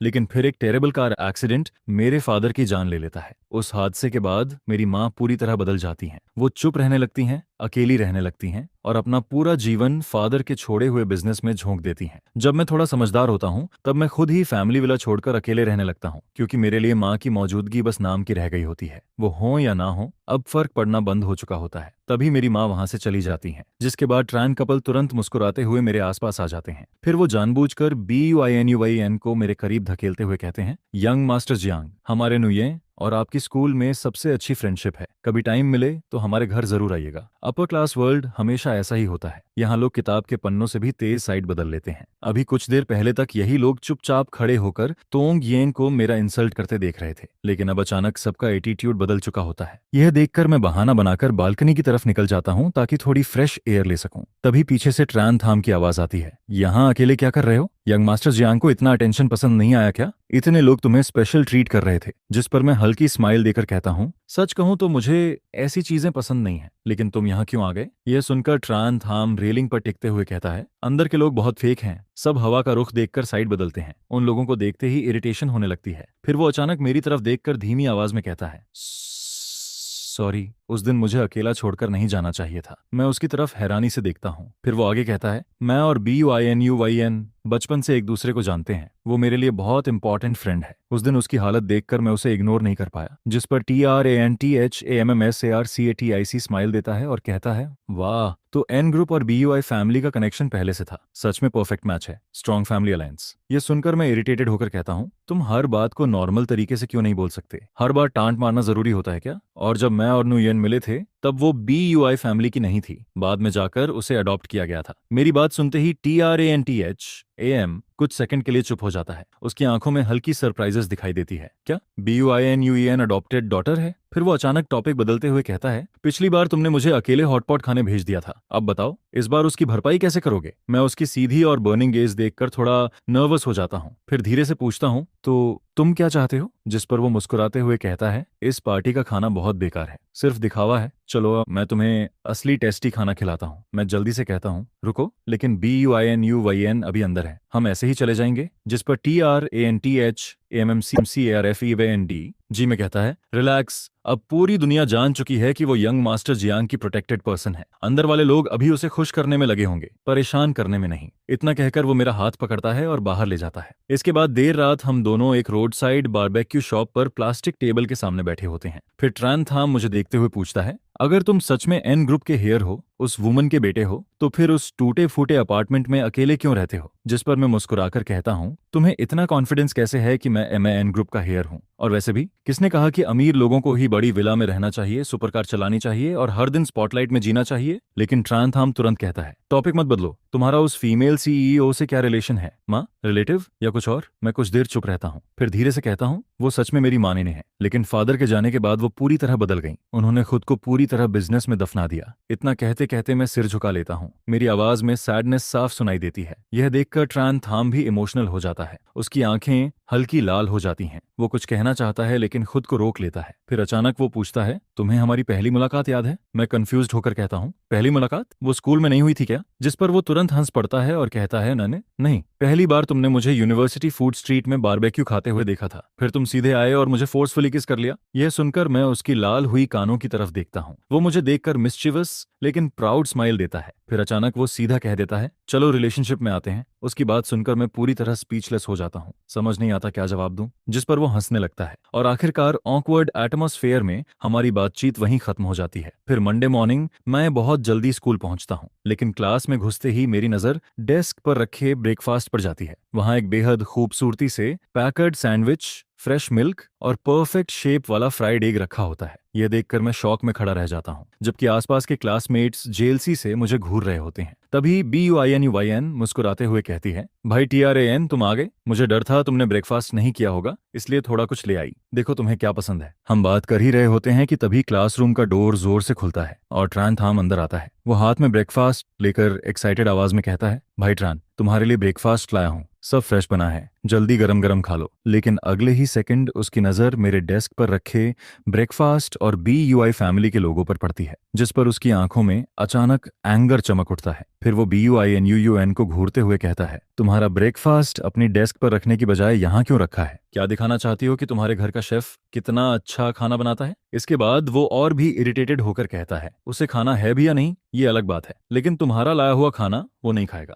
अपने पास रखो और खुद खाओ। भाई ट्रान सिर्फ मेरा लाया हुआ खाना खाएगा। यह सुनकर BUINUHUAN धीरे से मेरी तरफ देखती है और पूछती है, सच में भाई TRAN, तुम मेरा बनाया हुआ ब्रेकफास्ट नहीं खाना चाहते? जिस पर मैं तुरंत ऑकवर्ड हो जाता हूँ और हकलाते हुए कहता हूँ, वो असल में मैंने घर पर ब्रेकफास्ट कर लिया था, बहुत ज्यादा खा लिया। ये दोनों ब्रेकफास्ट तुम लोग खुद खा लो, फेंकना वेस्ट होगा। और तभी सही समय पर क्लास बेल बज जाती है, जिस पर मैं राहत की सांस लेता हूँ, क्योंकि आखिरकार मैं इस डेंजरस सिचुएशन से बच निकलता हूँ। लेकिन मैं चाहे थोड़ी देर के लिए सिचुएशन से बच निकलूं, हमेशा के लिए तो नहीं बच सकता था। तभी ट्रांथाम अचानक मेरी तरफ देखकर कहता है, पिछली बार हॉटपॉट खाने का प्लान कैंसिल हो गया था, जिसकी वजह से मैं अभी तक इरिटेटेड हूँ, इसलिए आज दोपहर हम चाहे कुछ भी हो जाए प्रॉपर्ली खाना खाने जाएंगे। ये सुनते ही BUINUYN तुरंत उसकी तरफ घूरकर कहती है, भाई ट्रान पहले से मेरे साथ लंच का प्लान कर चुके हैं, अगर तुम्हें हॉटपॉट खाना है तो जाकर अकेले खाओ। जिस पर ट्रांथाम तुरंत पलटकर कहता है, और अगर मुझे अकेले नहीं खाना तो क्या प्रॉब्लम है? दोनों फिर वहीं खड़े खड़े आर्ग्यू करने लगते हैं, जबकि मैं उनके बीच खड़ा ऑकवर्ड स्माइल देता रहता हूँ। आखिरकार हम तीनों साथ साथ स्कूल कैंपस में चलते हैं। ट्रांथाम मेरी लेफ्ट साइड पर चिपका होता है और BUINUHUEN मेरी राइट साइड पर। यह देखकर आसपास के स्टूडेंट्स शौक में बातें करने लगते हैं, भाई ये लड़का आखिर है कौन? दोनों ब्यूटीज इसके पीछे क्यों घूम रही हैं? तूने इसका फेस नहीं देखा? ऊपर से इसकी वाइब भी अलग है। सुना है इसका एन ग्रुप से कोई कनेक्शन है, तभी तो इसकी रॉयल ऑनरा अलग लगती है। पूरे रास्ते स्कूल में हर तरफ लोग मेरे बारे में बातें करते रहते हैं। चैरिटी पार्टी के बाद अब किसी की हिम्मत नहीं होती मुझे ओपनली इंसल्ट करने की। अब उनकी जगह क्यूरियोसिटी और फेक रिस्पेक्ट ने ले ली होती है। तभी ट्रांथाम बीनी यूएन की तरफ देखकर सार्कास्टिक टोन में कहता है, कुछ लोग दिन के उजाले से भी ज्यादा एनोइंग होते हैं, बिल्कुल सेंस नहीं है। जिस पर बीनी यूएन भी उसे कोल्ड लुक देकर कहती है, असल में कौन थर्ड व्हील है ये अभी तय नहीं हुआ। यह सुनकर मैं और भी ऑकवर्ड हो जाता हूँ। फिर आखिरकार हम हॉटपॉट रेस्टोरेंट पहुंच जाते हैं, लेकिन अंदर जाकर भी दोनों मेरा हाथ छोड़ने को तैयार नहीं होते। रेस्टोरेंट के अंदर हम तीनों बॉइलिंग हॉटपॉट के आसपास बैठ जाते हैं। तभी BUINUYN बड़ी केयर के साथ लैम्ब मीट पकाकर मेरे बाउल में डालने लगती है। भाई ट्रान, थोड़ा ज्यादा मीट खाओ, तुम बहुत पतले हो गए हो। लेकिन यह देखकर ट्रांथाम तुरंत इरिटेटेड हो जाता है, क्या इसके हाथ टूट गए हैं? खुद नहीं खा सकता क्या, जो तुम इसे ऐसे सर्व कर रही हो? लेकिन BUINUUN उसकी बातों को पूरी तरह इग्नोर करके लगातार मेरे बाउल में खाना डालती रहती है। जिस पर ट्रांथाम जीभ क्लिक करता है, फिर अचानक हाथ बढ़ाकर मेरे बाउल से सारा मीट उठाकर अपने बाउल में डाल लेता है और फिर BUINUYN की तरफ प्रोवोकेटिव स्माइल देकर कहता है, थैंक्स, मैं भी सोच रहा था टेस्ट करके देखूं मीट टफ तो नहीं है। यह देखकर BUINUYN की आंखें इरिटेशन से भर जाती हैं। तभी रेस्टोरेंट का डोर खुलता है और अंदर तोंग यन और तोंग नाक आते हैं। तोंग नाक तुरंत कहता है, भरीम, भाई देखो, नुयेन भी यहाँ है। हम तीनों एक साथ पीछे मुड़ते हैं और उसी वक्त हमारी नजरें उनसे टकरा जाती हैं, जिस पर तोंग येन फेक स्माइल के साथ हमारी टेबल की तरफ आता है और कहता है, वाह नुयेन, क्या कोइंसिडेंस है, तुम भी यहाँ हॉटपॉट खाने आई हो। फिर वो मेरी तरफ देखकर कहता है, भाई तान भी यहाँ है, एन प्रेसिडेंट को मेरी तरफ से ग्रीटिंग्स जरूर कहना। लेकिन यह सुनते ही ट्रान थाम उसे साइड आई देता है और हंसते हुए कहता है, अगर तुम्हें पिटवाकर हॉस्पिटल पहुंचा दूं ना तो उनकी हेल्थ और भी अच्छी हो जाएगी। फिर वो कोल्ड टोन में आगे कहता है, क्या हुआ, यंग मास्टर तोंग भी ट्राई करना चाहता है। यह सुनकर तोंग येन का एक्सप्रेशन ऑकवर्ड हो जाता है, लेकिन फिर भी वो फेक स्माइल बनाए रखता है। हाँ हाँ, मिस ट्रान सच में मजाक करना जानती हैं। ठीक है, आप लोग आराम से खाना खाइए, मैं डिस्टर्ब नहीं करूंगा। इतना कहकर वो तोंग नाक का कॉलर पकड़ता है और उसे बाहर खींच कर ले जाता है। रेस्टोरेंट से बाहर निकलते ही तोंग नाक इरिटेटेड होकर कहता है, भाई हमें निकलने की क्या जरूरत थी, मैं तो काफी समय से इस रेस्टोरेंट में खाना खाना चाहता था, बड़ी मुश्किल से हमारी टर्न आई थी। जिस पर तोंग येन गुस्से में कहता है, तुम्हें कुछ समझ आता भी है, वो लोग हमें अपनी नजरों में रखने लायक भी नहीं समझते। फिर वो दांत पीसते हुए कहता है, भाई ट्रान ट्रान थाम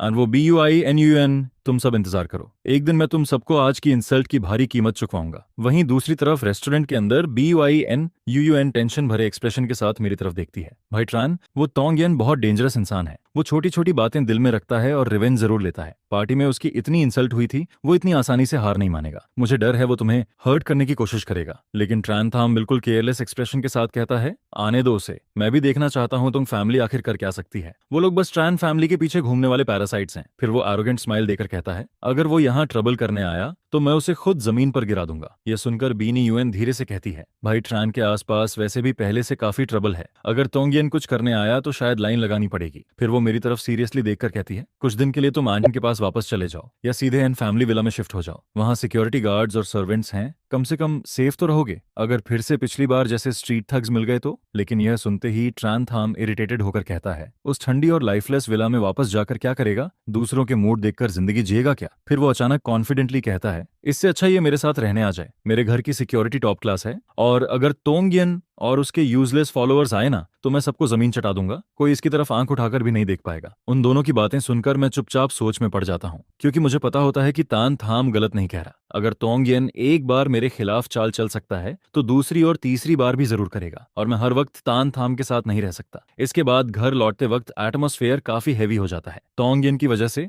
अब तान थाम और बीनी नुयन भी आर्ग्यू नहीं करते। रात को मैं सोफा पर बैठकर काफी देर तक सोचता रहता हूँ, फिर आखिरकार एक नंबर डायल करता हूँ। कुछ लंबी रिंगिंग के बाद एक मिडिल एज्ड वुमन की आवाज सुनाई देती है। हेलो, मैं धीरे से कहता हूँ, माँ मैं हूँ भाईतान। जिस पर दूसरी तरफ से काम आवाज आती है, ओह तुम हो, कोई काम था, मैं अभी बहुत बिजी हूँ। मैं कुछ सेकंड चुप रहता हूँ, फिर धीरे से कहता हूँ, कुछ दिनों के लिए मेन हाउस वापस आना चाहता हूँ, क्या मैं आ सकता हूँ। जिस पर वो जवाब देती हैं, मैं अभी बिजनेस ट्रिप पर बाहर हूँ, चाची जियांग के भी कुछ जरूरी काम चल रहे होते हैं। जिस पर वो इन दिनों मेन हाउस में नहीं रहती हैं, वहाँ अभी कोई भी नहीं होता है, इसलिए अगर कोई जरूरी बात ना हो तो ख्वान हांग वापस चला जाता है। फोन के अंदर से आती उस औरत की ठंडी आवाज सुनकर मेरे दिल में अचानक से एक अजीब सी कसक उठती है, जिस पर मैं चुपचाप फोन काट देता हूँ। फिर मैं पास रखी फैमिली एल्बम में लगी तस्वीरों को देखता हूँ और हल्का सा सांस छोड़ देता हूँ। इसी बीच फोन की स्क्रीन पर अचानक मैसेज पॉपअप होता है, जो ट्रान थाम का होता है। कल शाम लाम की रेसिंग कंपटीशन है, आना ट्रान, क्या तुम मेरे साथ देखने चलोगे। उसका मैसेज देखकर मैं हल्का सा मुस्कुराता हूँ। ट्रान थाम हमेशा से ऐसी ही दबंग तरीके से बात करती है, जो बोलती है वही फाइनल होता है, जिसके जवाब में मैं सिर्फ इतना रिप्लाई करता हूँ, ठीक है। रेस ट्रैक पर पहुंचते ही ता लम अपनी रेसिंग सूट में बेहद कूल लग रही होती है। दूर से ही हमें देखकर वो हाथ हिलाने लगती है। तुम दोनों आ गए, जल्दी आओ, मैं तुम्हें लिटिल ब्लैक दिखाती हूँ। चीथम इधर आओ। अरे अंतरन भी मुझे सपोर्ट करने आए हैं क्या। चीथम बस अब मेरा परफॉर्मेंस देखना, आज मैं और मेरी कार एकदम एक हो जाएंगे, मैं और ट्यू हाक पूरे मैदान में तहलका मचा देंगे और चैंपियनशिप जीत कर रहेंगे। यह कहते ही वो अपने काले चमकदार रेसिंग कार पर प्यार से हाथ फेरती है, जिस पर मैं भी उसकी नजरों का पीछा करते हुए उस कार को देखने लगता हूँ। मुझे पता होता है कि THAC ट्रानथाम की सबसे पसंदीदा रेसिंग कार्स में से एक है, शायद इसी वजह से वो इतनी जिद करके मुझे यहाँ लेकर आई थी। वो इस मैच को बहुत ज्यादा इंपॉर्टेंट मानती है। यह सिर्फ तालम लम की रेसिंग वर्ल्ड में अपनी ताकत साबित करने वाली कंपटीशन नहीं होती, बल्कि ट्यू हाक का भी परफॉर्मेंस शो होता है। मेरी कोई बड़ी उम्मीद नहीं होती, मैं बस यही चाहता हूँ कि दोनों सेफली रेस पूरी कर लें, और अगर पूरे मैदान में धमाका कर दें तो उससे अच्छी बात और क्या होगी। जिस पर मैं ट्रान थाम की तरफ देख देखकर सिर हिलाता हूँ। तुम टेंशन मत लो, टीओ हाक और लाम लाम तुम्हें निराश नहीं करेंगे। सिटी यूनिवर्सिटी द्वारा ऑर्गेनाइज की गई स्टूडेंट रेसिंग कंपटीशन ऑफिशियली शुरू हो जाती है। टीएच, जिसे टीएलएल चला रही होती है, तीर की तरह ट्रैक पर दौड़ पड़ती है। रेस के पहले आधे हिस्से तक टीएलएल लगातार तीसरे नंबर पर बनी रहती है, लेकिन जैसे ही फाइनल लैप आता है वो अचानक एक्सेलरेटर पूरी ताकत से घुमा देती है और एक झटके में दूसरे नंबर वाली कार को पीछे छोड़ देती है। यह देखकर मैं और ट्रान थाम एक्साइटमेंट में जोर से चिल्लाने लगते हैं, बहुत बढ़िया, ओवरटेक कर लिया, बस थोड़ा सा और, अब पहला नंबर आने ही वाला है। लेकिन तभी जैसे ही टीओ एचैक मोड़ पार करती है और अगले ही पल फर्स्ट पोजीशन लेने वाली होती है, अचानक कार का कंट्रोल बिगड़ जाता है। कार सीधा ट्रैक के बाहरी किनारे की तरफ फिसलती चली जाती है। अगले ही सेकंड एक जोरदार धमाका होता है। टी एचैक का दाहिना हिस्सा बैरियर से भयंकर तरीके से टकरा जाता है। काला धुआं कार से निकलने लगता है और लाल आग कुछ ही सेकंड में आधी कार को अपनी चपेट में ले लेती है। लैम लैम, यह देखकर हम दोनों पागलों की तरह आग की तरफ दौड़ पड़ते हैं। जहां तक लैम लैम जिंदा है या नहीं यह भी साफ नहीं होता। इमरजेंसी रूम के बाहर मैं और ट्रान थाम बुरी तरह परेशान होकर इधर उधर घूमते रहते हैं। एक्सीडेंट के बाद रेसिंग ट्रैक का मैनेजर ओल्डली हमारे पास आकर कहता है, मिस ट्रान, ट्रान, एक्सीडेंट से 2 दिन पहले सु फैमिली का यंग मास्टर तो तिन्हा गैराज में आया था। उसने कहा था कि वो अपना भूला हुआ सामान लेने आया है, लेकिन वो टी हॉक के मेंटेनेंस एरिया में 1 घंटे से ज्यादा समय तक अकेला घूमता रहा। वहां कैमरा का ब्लाइंड स्पॉट था, इसलिए किसी को नहीं पता कि उसने क्या किया। यह सुनते ही ट्रान थाम की आंखें गुस्से से लाल हो जाती हैं। बहुत अच्छा तुतिन, अब तू बस इंतजार कर, यह मामला यहीं खत्म नहीं होगा। सर्जरी खत्म होने के बाद तालमलम को आईसीयू से बाहर लाया जाता है। उसका दाहिना पैर और दाहिना हाथ पूरी तरह बैंडेज और सपोर्ट में बंधा होता है। हालांकि एक्सीडेंट जानलेवा नहीं होता, लेकिन उसके हाथ और पैर बुरी तरह जल और छिल चुके होते हैं, जिस पर उसे लंबे समय तक आराम करना पड़ेगा। मैं और ट्रान थाम दोनों उसे बेहोशी में देखते रहते हैं। फिर ट्रान थाम धीमी आवाज में कहती है, असल में वो मुझे टारगेट करना चाहता था। यह सुनकर मैं उसका कांपता हुआ कंधा पकड़ता हूँ और उसे धीरे से कंफर्ट देता हूँ। वो जरूर इसकी कीमत चुकाएगा। एन सिटी का फाइनेंशियल चैनल हमेशा से सबसे ज्यादा चर्चित न्यूज चैनल माना जाता है। कुछ दिनों बाद हॉस्पिटल रूम में तालमलम धीरे से कहती है, चीथम, आपको मेरी इतनी केयर करने की जरूरत नहीं है। जिस पर ट्रान थाम आंखें घुमाते हुए सीधे उसके मुंह में अंगूर ठूंस देती है, कुछ खा भी लो वरना तुम्हारा मुंह कभी बंद नहीं होगा। फिर हम दोनों एक साथ टीवी की तरफ देखते हैं और एक दूसरे को देखकर मुस्कुरा देते हैं। तभी न्यूज एंकर की आवाज सुनाई देती है, आज एन सिटी की सबसे बड़ी फाइनेंशियल न्यूज, एसयू ग्रुप के वारिस तो तिन को कल रात एक 5 स्टार होटल के प्रेसिडेंशियल सूट से पुलिस ने गिरफ्तार कर लिया है। स्क्रीन पर तो तिन घबराकर कैमरा से बचता हुआ दिखाई देता है। अथॉरिटीज की इन्वेस्टिगेशन के मुताबिक सु ग्रुप पिछले कई सालों से गंभीर इलीगल एक्टिविटीज में शामिल था। सिर्फ एक रात में कंपनी की मार्केट वैल्यू बुरी तरह गिर गई। वहीं शेयर होल्डर्स भी कंपनी बिल्डिंग के बाहर जमा होकर कंपेंसेशन मांग रहे हैं। यह न्यूज देखकर तालमलम की आंखें पूरी खुल जाती हैं। उसके मुंह में रखा अंगूर तक चबाना भूल जाती है। हे भगवान, चीथाम, कमाल हो तुम, यह सब इतनी जल्दी और इतनी बेरहमी से कैसे कर दिया। वो कमीना तो तिन सच में इसी लायक था। जिस पर तान थाम गर्व से मुस्कुराती है, तुम्हें क्या लगता है तुम्हारी चीथाम कौन है? जिसने भी मेरे लोगों को छेड़ा उसका यही अंजाम हुआ है। फिर वो मेरी तरफ देखकर कहती है, लेकिन इस बार इतना क्लीन काम हो पाया तो उसका क्रेडिट एन ट्रान को भी जाता है। उन्होंने बहुत इंपॉर्टेंट एविडेंस दिए और बेहद तेज तरीके से पूरा मामला खत्म किया। Thank you N ट्रान। जिस पर मैं शांत आवाज में कहता हूँ, कोई बात नहीं, सु ग्रुप हमेशा से बिजनेस वर्ल्ड में बेरहम रहा है। यह सब उन्होंने खुद अपने लिए किया है। मुझे याद आता है जब मैं टॉप फ्लोर पर बैठकर सु फैमिली के सारे इलीगल एविडेंस जमा कर रहा होता हूँ। मेरी माँ मुझे गहरी नजरों से देखती हैं, लेकिन उनकी आंखों में साइलेंट अप्रूवल साफ नजर आता है। फिर वो बिना कुछ कहे डॉक्यूमेंट्स पर साइन कर देती हैं। तभी तालमलम शरारती नजरों से हमें घूरने लगती है। अरे अरे, तुम दोनों के बीच कुछ तो चल रहा है, आखिर प्रोग्रेस कहाँ तक पहुंची? यह सुनते ही तान थाम उसके सिर पर हल्का सा मार देती है, अब अपना फल खाओ चुपचाप। इसी बीच मेरे फोन पर बुई न्यू येन का कॉल आ जाता है। पीछे से अभी भी तालाम लाम की दर्द भरी आवाज सुनाई देती रहती है, चिथम, मैं पहले ही इंजर्ड हूँ, फिर भी आप मुझे मार रही हो। मैं रूम से बाहर निकलकर कॉल रिसीव करता हूँ। हेलो नुयन। फोन के अंदर से उसकी नरम और मीठी आवाज सुनाई देती है, अंतरन, तुम आखिर कब वापस आओगे? मैं कल लौट आऊंगा। कोई जरूरी बात है क्या? वो कुछ सेकंड चुप रहती है, फिर धीरे से कहती है, मुझे तुमसे कुछ जरूरी बात करनी है। कल तुम वापस आ जाओ, फिर बात करते हैं। मैं अभी कुछ सोच ही रहा होता हूँ कि तभी ट्रान थाम गुस्से में रूम से बाहर निकलती है। वो सीधे मेरे हाथ से फोन छीन लेती है, कॉन्टैक्ट नेम देखती है और बिना कुछ बोले कॉल काट देती है। फिर वो घूरते हुए पूछती है, उसने क्या कहा? क्या वो फिर से तुम्हें बुला रही है? जिस पर मैं हल्का सा मुस्कुराकर कहता हूँ, अरे नहीं, ऐसी कोई बड़ी बात नहीं है, सच में कुछ नहीं। तो फिर अभी थोड़ी देर पहले तुम इतना सीरियस फेस बनाकर बाहर छुपकर कॉल सुनने क्यों गए थे? बोलोगे या नहीं? अगर नहीं बोले तो यहीं पर। जिस पर ट्रान थाम की आंखें धीरे धीरे डेंजरस होने लगती हैं। असल में तुम मुझे बहुत चाहते हो, बस बोलने की हिम्मत नहीं होती है ना। ये बोलते ही वो मेरे बेहद करीब आ जाती है, जिसे देखकर मुझे याद आता है कि ये पब्लिक प्लेस है, जिस पर मैं जल्दी से उसे हल्का सा पीछे धक्का देता हूँ। इसके बाद मैं कहता हूँ कि BUINUHUA ने मुझे कल मिलने के लिए बुलाया है, उसे कुछ बात करनी है। जिस पर TRANTHAM तुरंत बोलती है, उसे आखिर क्या काम हो सकता है? पहले SONGYEN के पीछे घूमती थी, अब तुम्हारे पीछे आ रही है। BUI फैमिली का सबसे बड़ा बिजनेस कॉन्ट्रैक्ट तो दामाद ढूंढना ही है, और उसके लिए तुम्हारे जैसे लड़के पर ही नजर गई है। फिर वो आगे कहती है, वैसे भी नुयेन उनकी असली बेटी नहीं है, शायद उसकी भी अपनी मजबूरियां होंगी। जिसे सुनकर मैं बस चुप रह जाता हूँ। अगली सुबह क्लास में मैं BUINUYEN को देखकर पूछता हूँ, NUYEN क्या बात है, तुम मुझे ढूंढ रही थी? जिस पर वो धीरे से कहती है, दोपहर में रूफटॉप पर आना, मुझे तुमसे कुछ जरूरी बात करनी है। मैं उसकी बात मानकर सिर हिला देता हूँ, जिस पर मेरी नजर अचानक TRANTHAMM पर पड़ती है, जो बिना पलक झपकाए हम दोनों को घूर रही होती है। दोपहर में रूफटॉप पर BUINUUN रेलिंग के सहारे खड़ी होती है। हवा उसके लंबे बालों को उड़ाती रहती है, जिस पर वो थोड़ी नर्वस होकर बोलती है, आनुट्रैन, आज मैं तुमसे एक बात कहना चाहती हूँ। मैं चाहती हूँ कि तुम मेरे फेक बॉयफ्रेंड बन जाओ। यह सुनते ही मैं शॉक्ड होकर उसे देखने लगता हूँ। Fake boyfriend? जिस पर वो धीरे धीरे सब एक्सप्लेन करना शुरू करती है। पिछली मुलाकात के बाद मेरे फोस्टर पेरेंट्स को हमारे बारे में पता चल गया, तभी से वो लगातार मुझ पर प्रेशर डाल रहे हैं। तुम जानते ही हो मैं उनकी असली बेटी नहीं हूँ। इतने सालों से वो मुझे सॉन्गयेन के साथ रहने के लिए मजबूर करते रहे हैं, लेकिन उस इंसान से मुझे नफरत है। इसलिए मैं चाहती हूँ कि तुम बस थोड़ी एक्टिंग कर दो। अगर उन्हें लगेगा कि मेरा पहले से बॉयफ्रेंड है तो शायद वो मुझे फोर्स करना बंद कर देंगे। अगर तुम नहीं चाहो तो कोई बात नहीं। यह बोलते बोलते BUINUYEN उदास होकर सिर नीचे कर लेती है, जिसे देखकर मुझे वो दिन याद आता है जब उसने मेरे लिए सबके सामने स्टैंड लिया था। जिस पर मैं आखिर कह देता हूँ, ठीक है, मैं तुम्हारी मदद करूंगा, लेकिन हम सिर्फ फेक रिलेशनशिप में रहेंगे, असली नहीं। यह सुनते ही वो खुश होकर बोलती है, थैंक यू आनुट्रैन, मैं समझती हूँ। इसके बाद हम दोनों एक आगे और एक पीछे स्टेयर्स से नीचे उतरते हैं। तभी अचानक सामने ट्रान थाम खड़ी मिलती है। अंतरन, तुम वापस आ गए? बुइनुयेन यह बोलते ही जानबूझकर मेरे करीब आ जाती है और ट्रनथाम की तरफ प्रोवोकेटिव नजरों से देखने लगती है, जिस पर ट्रनथाम कंफ्यूज्ड होकर पूछती है, तुम दोनों? फिर बुइनुयेन मुस्कुराकर कहती है, यूनिवर्सिटी का सबसे हैंडसम लड़का अंतरन अब मेरा बॉयफ्रेंड है। यह सुनते ही मैं उसे रोकने की कोशिश करता हूँ, लेकिन वो धीरे से फुसफुसाकर कहती है, प्लीज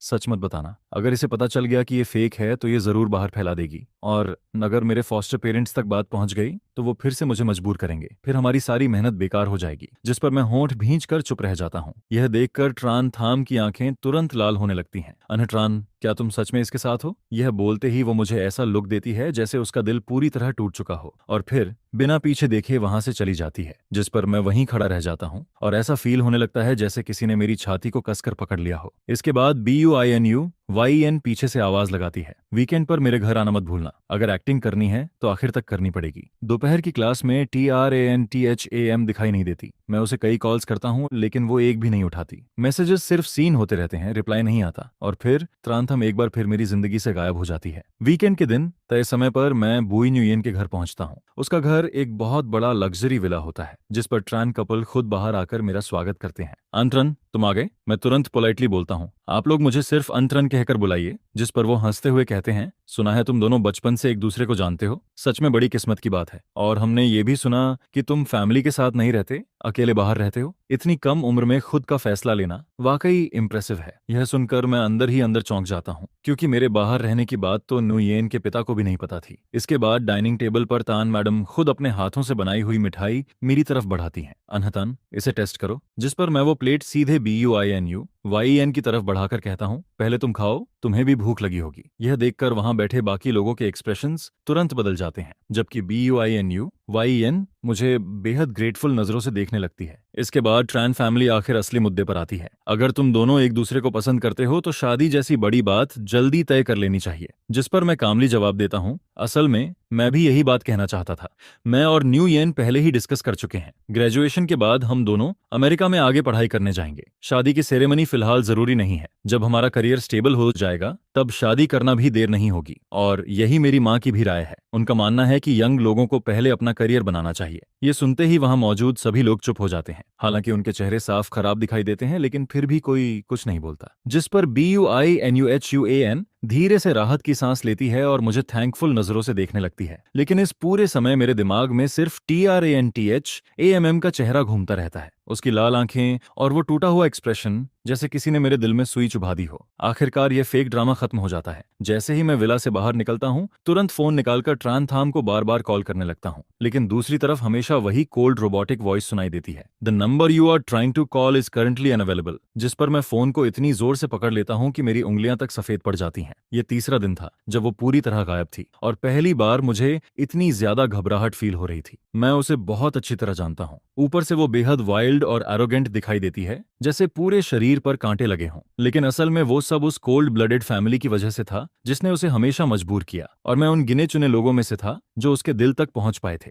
लेकिन अब सिर्फ BUINUYN की मदद करने के लिए मैंने खुद अपने हाथों से उसे फिर उसी अंधेरे में धक्का दे दिया। मैं सीधे उसके अपार्टमेंट पहुंचता हूं और धीरे से दरवाजा नॉक करता हूं। त्रानथाम, मैं हूं अनत्रान। त्रानथाम, मुझे पता है तुम अंदर हो। मैं और BUN सच में रिलेशनशिप में नहीं है। ये सब सिर्फ एक्टिंग थी, सिर्फ उसकी फैमिली से उसे बचाने के लिए। मैंने तुम्हें कभी धोखा नहीं दिया, कभी नहीं। इतना सुनते ही दरवाजा एक हल्की सी आवाज के साथ खुलता है, जिस पर ट्रांथाम दरवाजे के पीछे खड़ी दिखाई देती है। उसकी आंखें इतनी ज्यादा सूजी हुई होती हैं जैसे अखरोट की तरह फूल गई हों। आंखों के नीचे गहरे डार्क सर्कल साफ नजर आते हैं। पूरा शरीर पहले से काफी दुबला दिखाई देता है, जिसे देखकर मेरा दिल जोर जोर से दर्द करने लगता है। सब फेक था? तानथाम कांपती आवाज में पूछती है। अगर ऐसा था तो उस वक्त तुमने एक्सप्लेन क्यों नहीं किया?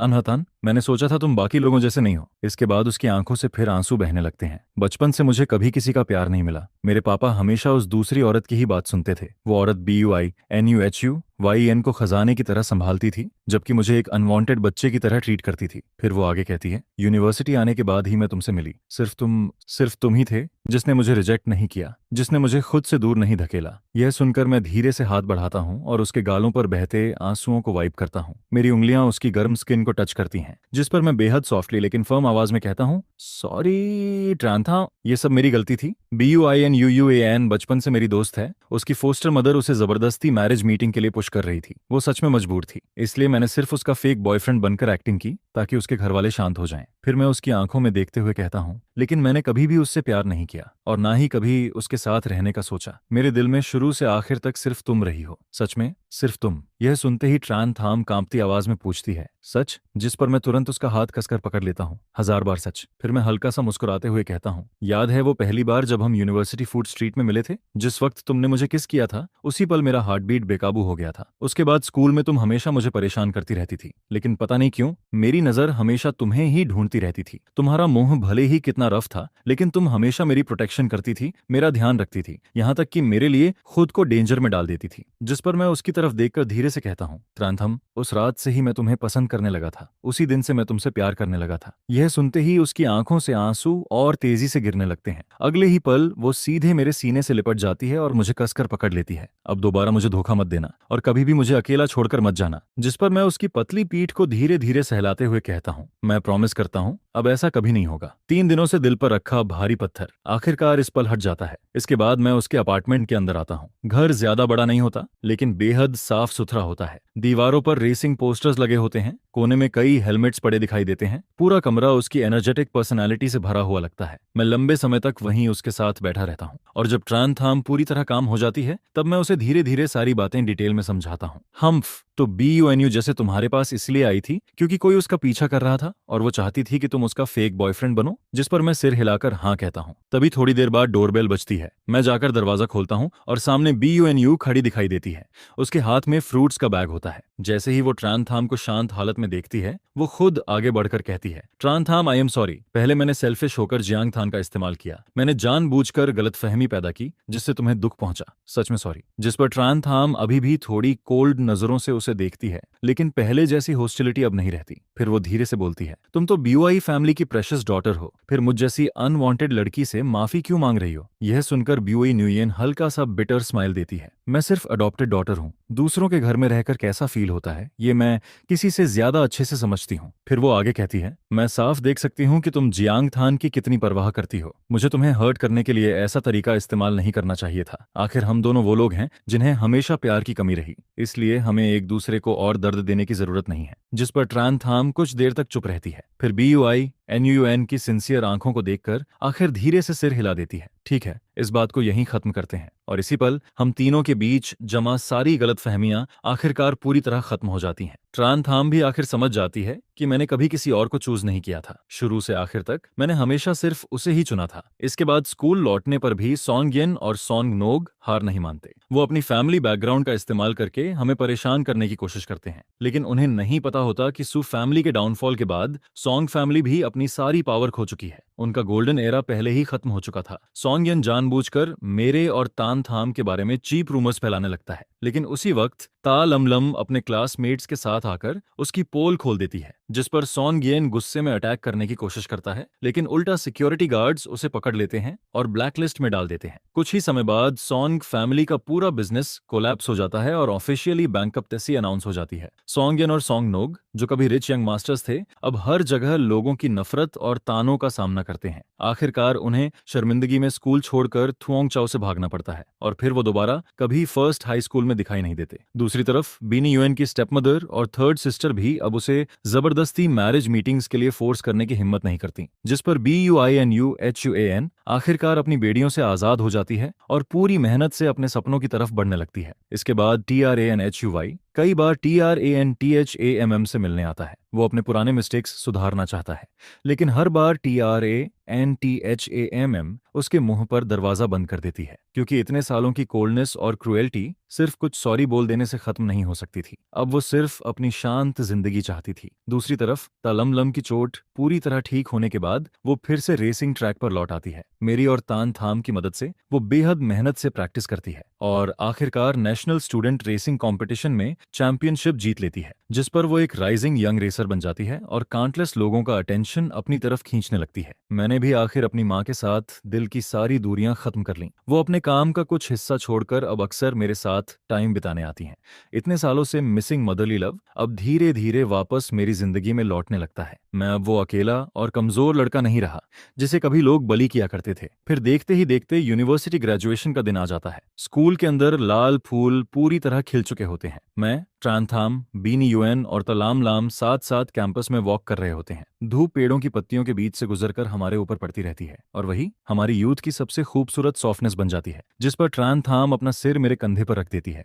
उसके लाल बाल हवा में उड़ते रहते हैं और चेहरे पर चमकती हुई ब्राइट स्माइल होती है। फिर वो हंसते हुए कहती है, हम दोनों एक ही सिटी में हायर स्टडीज करेंगे। मैं जिंदगी भर तुम्हारे पीछे लगी रहूंगी, मरते दम तक। जिस पर मैं मुस्कुराकर जवाब देता हूँ, ठीक है, पूरी जिंदगी मेरे साथ चिपकी रहना, लेकिन बीच में छोड़कर मत जाना। यह सुनकर BUINUHUYEN हम दोनों को ब्लेसिंग भरी नजरों से देखती है। मैं लिटरेचर पढ़ूंगी और बाद में ऐसी ढेर सारी वार्म स्टोरीज लिखूंगी जो उन लोगों को हील कर सकें जिन्होंने हमारी तरह बहुत दर्द सहा है। इसके बाद तालाम लाम एक्साइटेड होकर बोलती है, नेशनल चैंपियन बनना अभी काफी नहीं है, मैं वर्ल्ड चैंपियनशिप भी जीतूंगी ताकि पूरी दुनिया मेरी स्पीड देखकर शॉक्ड रह जाए। इतनी सारी कड़वाहट, दर्द और अंधेरा अब आखिरकार सिर्फ बीते हुए कल की बातें बन चुके थे। जो घाव कभी गहराई तक खून बहाते थे, जो आंसू कभी सीने को चीर देने वाला दर्द देते थे, वही अब हमारी ग्रोथ और मैच्योरिटी के मेडलिस्ट बन चुके थे। मैं और ट्रांथाम दोनों ही हायर स्टडीज में सिलेक्ट हो जाते हैं और एक ही यूनिवर्सिटी में एडमिशन लेते हैं। मैं फाइनेंस फील्ड चूज करता हूँ और धीरे धीरे अपनी माँ का बिजनेस संभालना शुरू कर देता हूँ, जिस पर कुछ ही सालों में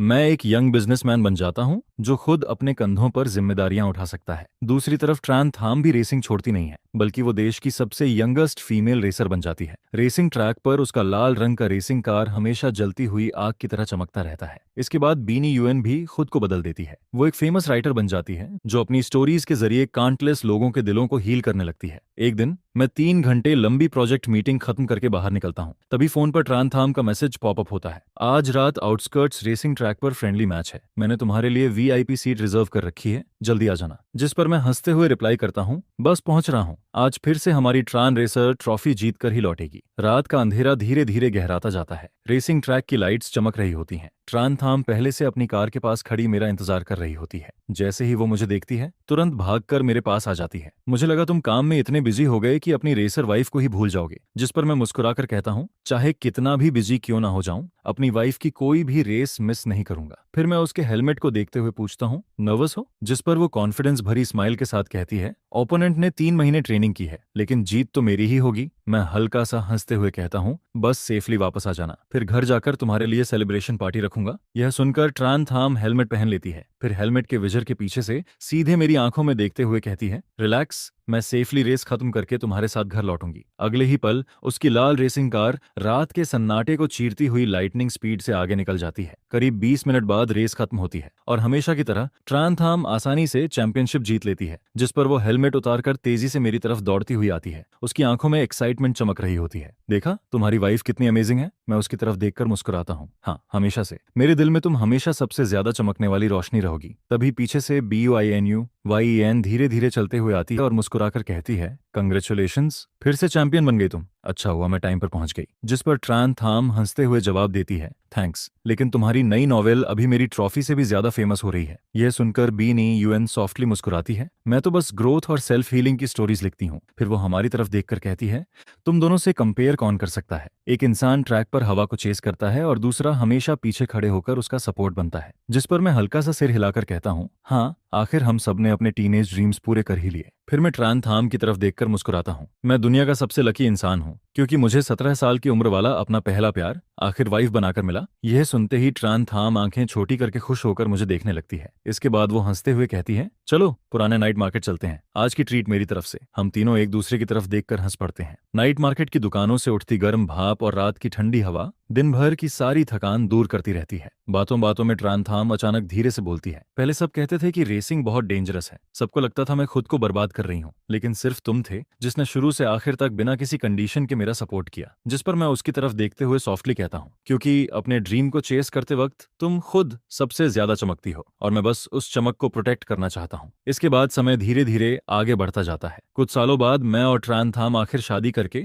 ऑफिशियली एक परिवार बन जाते हैं। शादी के तीसरे साल हमारी छोटी सी बेटी तेते इस दुनिया में आती है। एक वीकेंड पर BUNUUN हमसे मिलने घर आती है, जिस पर ट्रान थाम उसे देखते ही खुशी से स्वागत करने दौड़ पड़ती है। इसके बाद BUINUHUAN अपनी खुद की बनाई हुई पिक्चर बुक हमारी बेटी को देते हुए कहती है, ये हमारी छोटी TEE के लिए, उसकी जिंदगी हमेशा खुशियों से भरी रहे। यह देखकर TRANTHAM मुस्कुराते हुए मेरे कंधे पर सिर टिका देती है। सच में टाइम कितना जल्दी निकल गया। पहले हम फ्यूचर को लेकर कंफ्यूज्ड रहते थे, खुद को प्रूव करने के लिए स्ट्रगल करते थे, और अब करियर भी स्टेबल है, फैमिली भी कंप्लीट है। फिर मैं उसकी तरफ देखकर पूछता हूँ, वैसे अगले महीने नेशनल फाइनल्स की तैयारी कैसी चल रही है। वो इस साल की सबसे इंपॉर्टेंट रेस है। जिस पर ट्रान थाम थोड़ा नर्वस होकर कहती है, सच कहूं तो थोड़ा प्रेशर है, अगर ये जीत गई तो पूरे साल की ओवरऑल चैंपियन बन जाऊंगी। फिर वो मेरी तरफ और हमारी बेटी की तरफ देखकर धीरे से बोलती है, उस दिन तुम दोनों मुझे चीयर करने जरूर आना, ठीक है। तुम लोगों के बिना मेरा दिल काम नहीं रहता। जिस पर मैं तुरंत उसका हाथ पकड़ लेता हूँ, मैं हमेशा तुम्हारे साथ रहूंगा। कंपनी का सारा काम पहले ही अरेंज कर दिया है, तुम्हारी फाइनल रेस मिस करने का सवाल ही नहीं उठता। यह सुनते ही ट्रान थाम खुशी से मुस्कुराने लगती है, पति हो तो ऐसे। इसके बाद BUINUYN भी मुस्कुराकर कहती है, मैंने भी अगले महीने की सारी बुक साइनिंग इवेंट्स कैंसिल कर दी हैं। मैं खुद वहां आकर तुम्हें सपोर्ट करूंगी और मैं तुम्हारी ड्रीम चेसिंग स्टोरी को अपनी अगली बुक में लिखना चाहती हूँ। जिस पर ट्रान थाम धीरे से हंस पड़ती है। बाकी लोग सिर्फ वो मोमेंट देखते हैं जब मैं फिनिश लाइन क्रॉस करती हूँ, लेकिन सिर्फ तुम दोनों ने मुझे उस हालत में भी देखा है जब प्रैक्टिस के दौरान मैं चोटिल होकर टूट जाती थी। तुम दोनों हमेशा मेरे साथ खड़े रहे। यह सुनकर मैं उसके बालों को धीरे से सहलाता हूँ। तुम्हारी स्ट्रगल्स और टीयर्स भी तुम्हारा हिस्सा हैं और मैं हमेशा तुम्हारा स्ट्रॉन्गेस्ट सपोर्ट बनकर खड़ा रहूंगा। आखिरकार नेशनल फाइनल्स का दिन आ जाता है। स्टेडियम पूरा पैक्ड होता है। अगले ही पल लाल रेसिंग कार सबसे आगे फिनिश लाइन क्रॉस करती है। पूरा स्टेडियम जोरदार तालियों से गूंज उठता है। हमारी छोटी TT एक्साइटमेंट में जोर जोर से चिल्लाती है, मम्मा। वहीं दूसरी तरफ BUINUYN अपने कैमरा से इस फायरी मोमेंट को कैप्चर कर रही होती है। फिर वो धीरे से मुस्कुराकर कहती है, पैशन कभी फीका नहीं पड़ता। सच में कितना खूबसूरत है ये। जिस पर मैं रेसिंग ट्रैक पर चमकती हुई अपनी वाइफ को देखता हूँ, फिर अपनी बेस्ट फ्रेंड और अपनी छोटी बेटी की तरफ नजर डालता हूँ, और उस पल मेरा दिल पूरी तरह सेटिस्फैक्शन और हैप्पीनेस से भर जाता है। टीनेज के अकेलेपन से लेकर जिंदगी भर साथ चलने तक, आखिर हमारी सारी मेहनत, सारे ड्रीम्स और एक दूसरे के लिए किए गए सैक्रिफाइसेस, सबने मिलकर एक परफेक्ट एंडिंग बना दी थी।